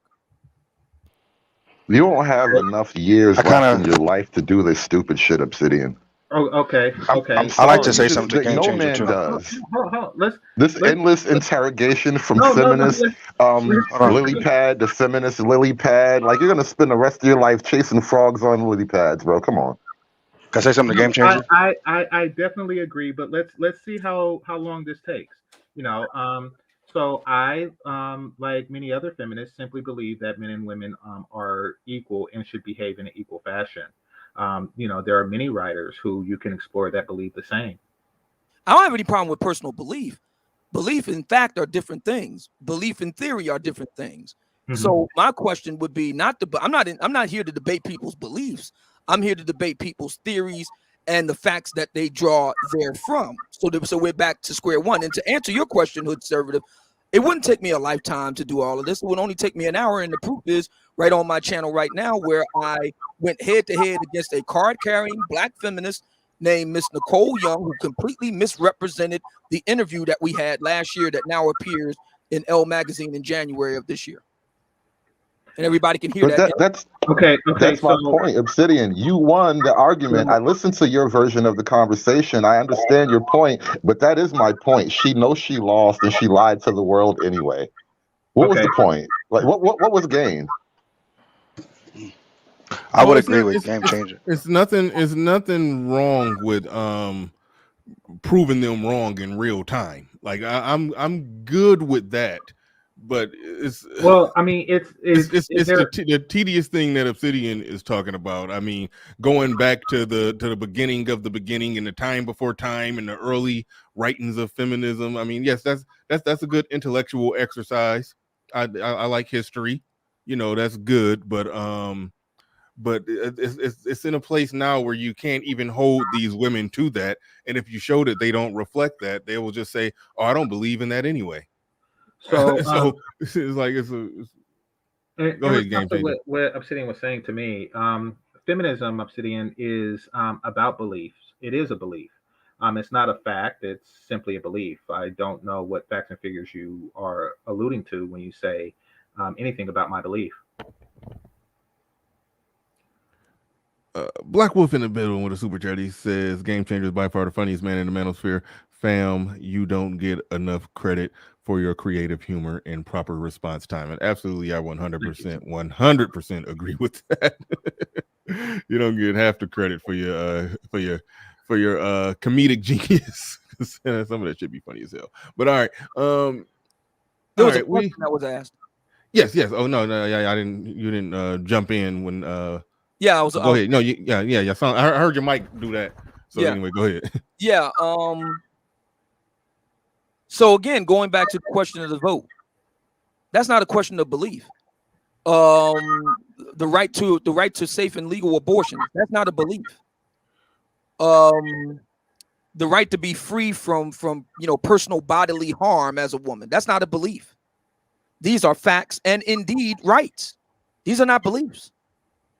Beliefs that or facts rather that feminists themselves fought very hard to get through. So if today's feminist is operating as you claim, Game Changer, and I'm not saying that you're wrong, but what I am saying is that if indeed that's the argument with today's feminists, that they are operating more out of belief than fact, then I would say that they are actually doing the feminist project a huge disservice. So the actual core argument is the existence of feminism and is it justified? Though the right to vote isn't a belief, it stems from a belief, the belief that women should have the right to vote. the belief that women should be able to live without bodily harm, et cetera, et cetera, et cetera. Now, these things influence the laws. However, feminism is a belief system and should not be challenged with any facts. Well, the problem with that is that beliefs are just that. They have no force in fact. The fact that these beliefs became law makes the case that feminism really doesn't have any real world application if it's anything just but a belief. Until it becomes a law, it's all it is, a belief, and beliefs are, as variegated as the people on the earth. Okay, so I will believe that men and women are equal and should be treated, have equal roles in a relationship within a nuclear family. And till that becomes law, I will continue with this belief and spread it to others. You can. I mean, as a matter of fact, I don't need your permission to do so. I will. No, I'm not asking for your permission. Okay, well, I almost forgot what's going on. Game changer. You're like playing the role of modern feminists still. Yes, exactly. I mean, okay. I'm not asking. Hang on a second. Let me make a point. I'm not saying that I'm in a position to give permission or not. What I am saying is that in an American democracy, you need the people's permission to do what you want to do. It's called the ballot box. So I have a belief. I'm sharing this belief to others as a feminist. I'm sharing this belief to others so we can change the laws at what you said, the ballot box. Right. Why are you questioning if I should do that? I'm not. What I'm saying. That's it. That's good. Conversation over. Thank you. I'm not. Thank you very much. What I'm saying is that we both agree that beliefs alone are not enough. We both agree on that point. Okay, I'm about to get like a few sticks of dynamite, light it, and just drop it down this rabbit hole that we're going. And please. I want to and just blow this rabbit hole up from within. How about that? Well, no, I mean the reason. Now you see why I didn't want to do this. Now you understand me, right? No, and hood conservative, I know, and I appreciate your patience in this matter. The reason why I wanted to do it was to draw out the futility of attempting to do it. Like it's futile, it's endless, it goes on forever and it goes nowhere. So it doesn't go on endlessly. We both agreed at the end point. No, that's a figure of speech. It doesn't go on endlessly. You're right. Yeah, your belief can be too damn long. Your beliefs can culminate in laws being passed, which I'm all in favor of. Yeah, I know. I know. Meaningless. Like it would be completely. It's an asinine endeavor. I wanted to offer this to the conversation, Obsidian, to you directly. I think the problem is I particularly see this more akin to a conflict between two different religions, and two different religions don't ever solve problems in a logical debate type fashion, and that's essentially what you're proposing, and I just don't see it working. Religions don't ever win through debate. Something else has to happen for one religion to displace another. But I got to get out of here. I'll see you guys later. All right, thanks, Hood Conservative. Appreciate you coming through today. That's the fundamental flaw right there. It's not a matter of religion or belief. Belief insofar as theological belief. We're talking about American democracy, and the American democracy, the main engine and driver of it is debate. No, the debate is good. I think we got down this rabbit hole because when you talked about going to the original literature of feminism, I think that going to that in a debate with modern feminists, I think the whole point was that was futile because again, they believe it how they want to believe it, how they need to believe it in a given situation. Only thing they care about is female benefit. So even if you argue them in a corner to where the female benefit does not line up, if you stick strict to what one of the original founding thought leaders from 100 years ago said, they will say, oh, well, we don't believe in that type of feminism anyway. Exactly. We believe in the type of feminism that benefits me today. And I will believe in a different type of feminism tomorrow if it benefits me tomorrow. So in that sense, in that sense, it's pointless to debate the history of it. It's fun to learn it if you like history. It's like I said before, it's a good intellectual exercise to go through, learn the history, see where it was, see what it evolved to, see where it's going, see where it's at now. That's something that a thinking, learned person does. But in a knockdown, drag out debate over ideas today, talking about what somebody said, talking to a feminist today about what another feminist said 100 years ago, it becomes pointless because it turns into a situation. And you see this when me and Game Changer are debating Annette on Friday. LAR gonna be back this Friday. When we debating Annette on Friday, sometimes it could be like trying to nail Jello to a wall. It's just like you get it, you tack, and then it just slip down. You pick it back up. It can become pointless. But at the same time, I'm here for the debate. I love the debate. But debating what the history said versus what they're saying now, they can easily just slide out of that and say, I don't give a shit what it said back then. Well, then what you're talking about is a person that's A, irrational, and B, arguing in bad faith. We're also known as in malafide. Yes, and most of the time when feminists, most of the time when any feminist, card carrying or not, debate feminist ideals, they normally are found to be illogical, irrational, and arguing in malafide. Yes. Yeah, and that's what happened with my it was an interview with Miss Nicole Young. That's what I proved there, that she was irrational and then arguing in bad faith. Yeah. I mean, yeah. We agree with that part. We agree with the discussion. We agree with the debate. It was just the grounds was set up on trapping them on what somebody said years ago. You can't do that. That's just not how it's going. Actually, I did that with Nicole Young with regard to the Moynihan report, which is over half a century old. No. I'm talking about specific feminist tenets, trying to hold a feminist to what another feminist said 100 years ago. I'm just saying that's a pointless strategy. That's all I'm saying. Oh, we can agree to disagree. That's fine. Okay. No, that's all good. All right, we're almost about to wrap this bad boy up, but before we get out of here, I will take the time. We'll take the time to the Black Manosphere presents, so to speak. I hope I'm about to. Sometimes I could be bad at advertising something, but no, I'm just going to let it. I'm just going to click the button. Here we go.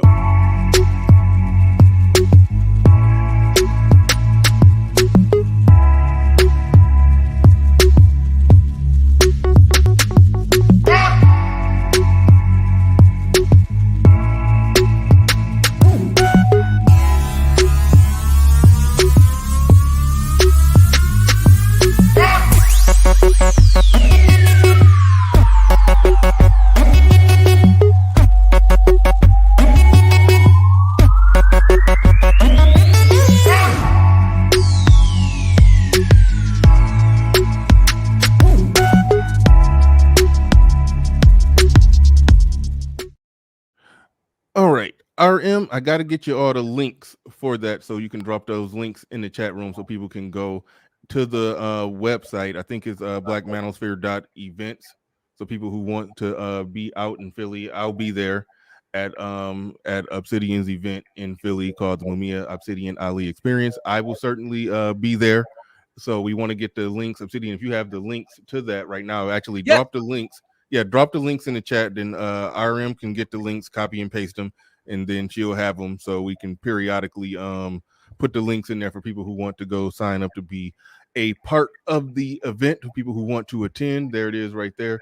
Those of you who want to attend, all the details, everything you need to know should be on the website through those links that Obsidian just dropped. And before we get out of here, I'll pass it to Obsidian. I'll let you say anything you want to say. You want to get in about the event coming up in June. It's going to be great, man. It's going to be a heck of a. And as a matter of fact, one of our special guests, I don't want to mention his name right now, but one of our special guests we have confirmed it's going to be a great lunchtime event with this individual, and I'm very happy to say that just got the word this morning that he's in confirmed. We got 1 down, 2 to go. That we're trying to get 3 very special guests to join us. It's going to be me, Bernard Riley, Ike OG Amian, Shannon Rawls, and Theo Waff, and we're going to have a heck of a time. And I warned people last night on my show that if you come to this event,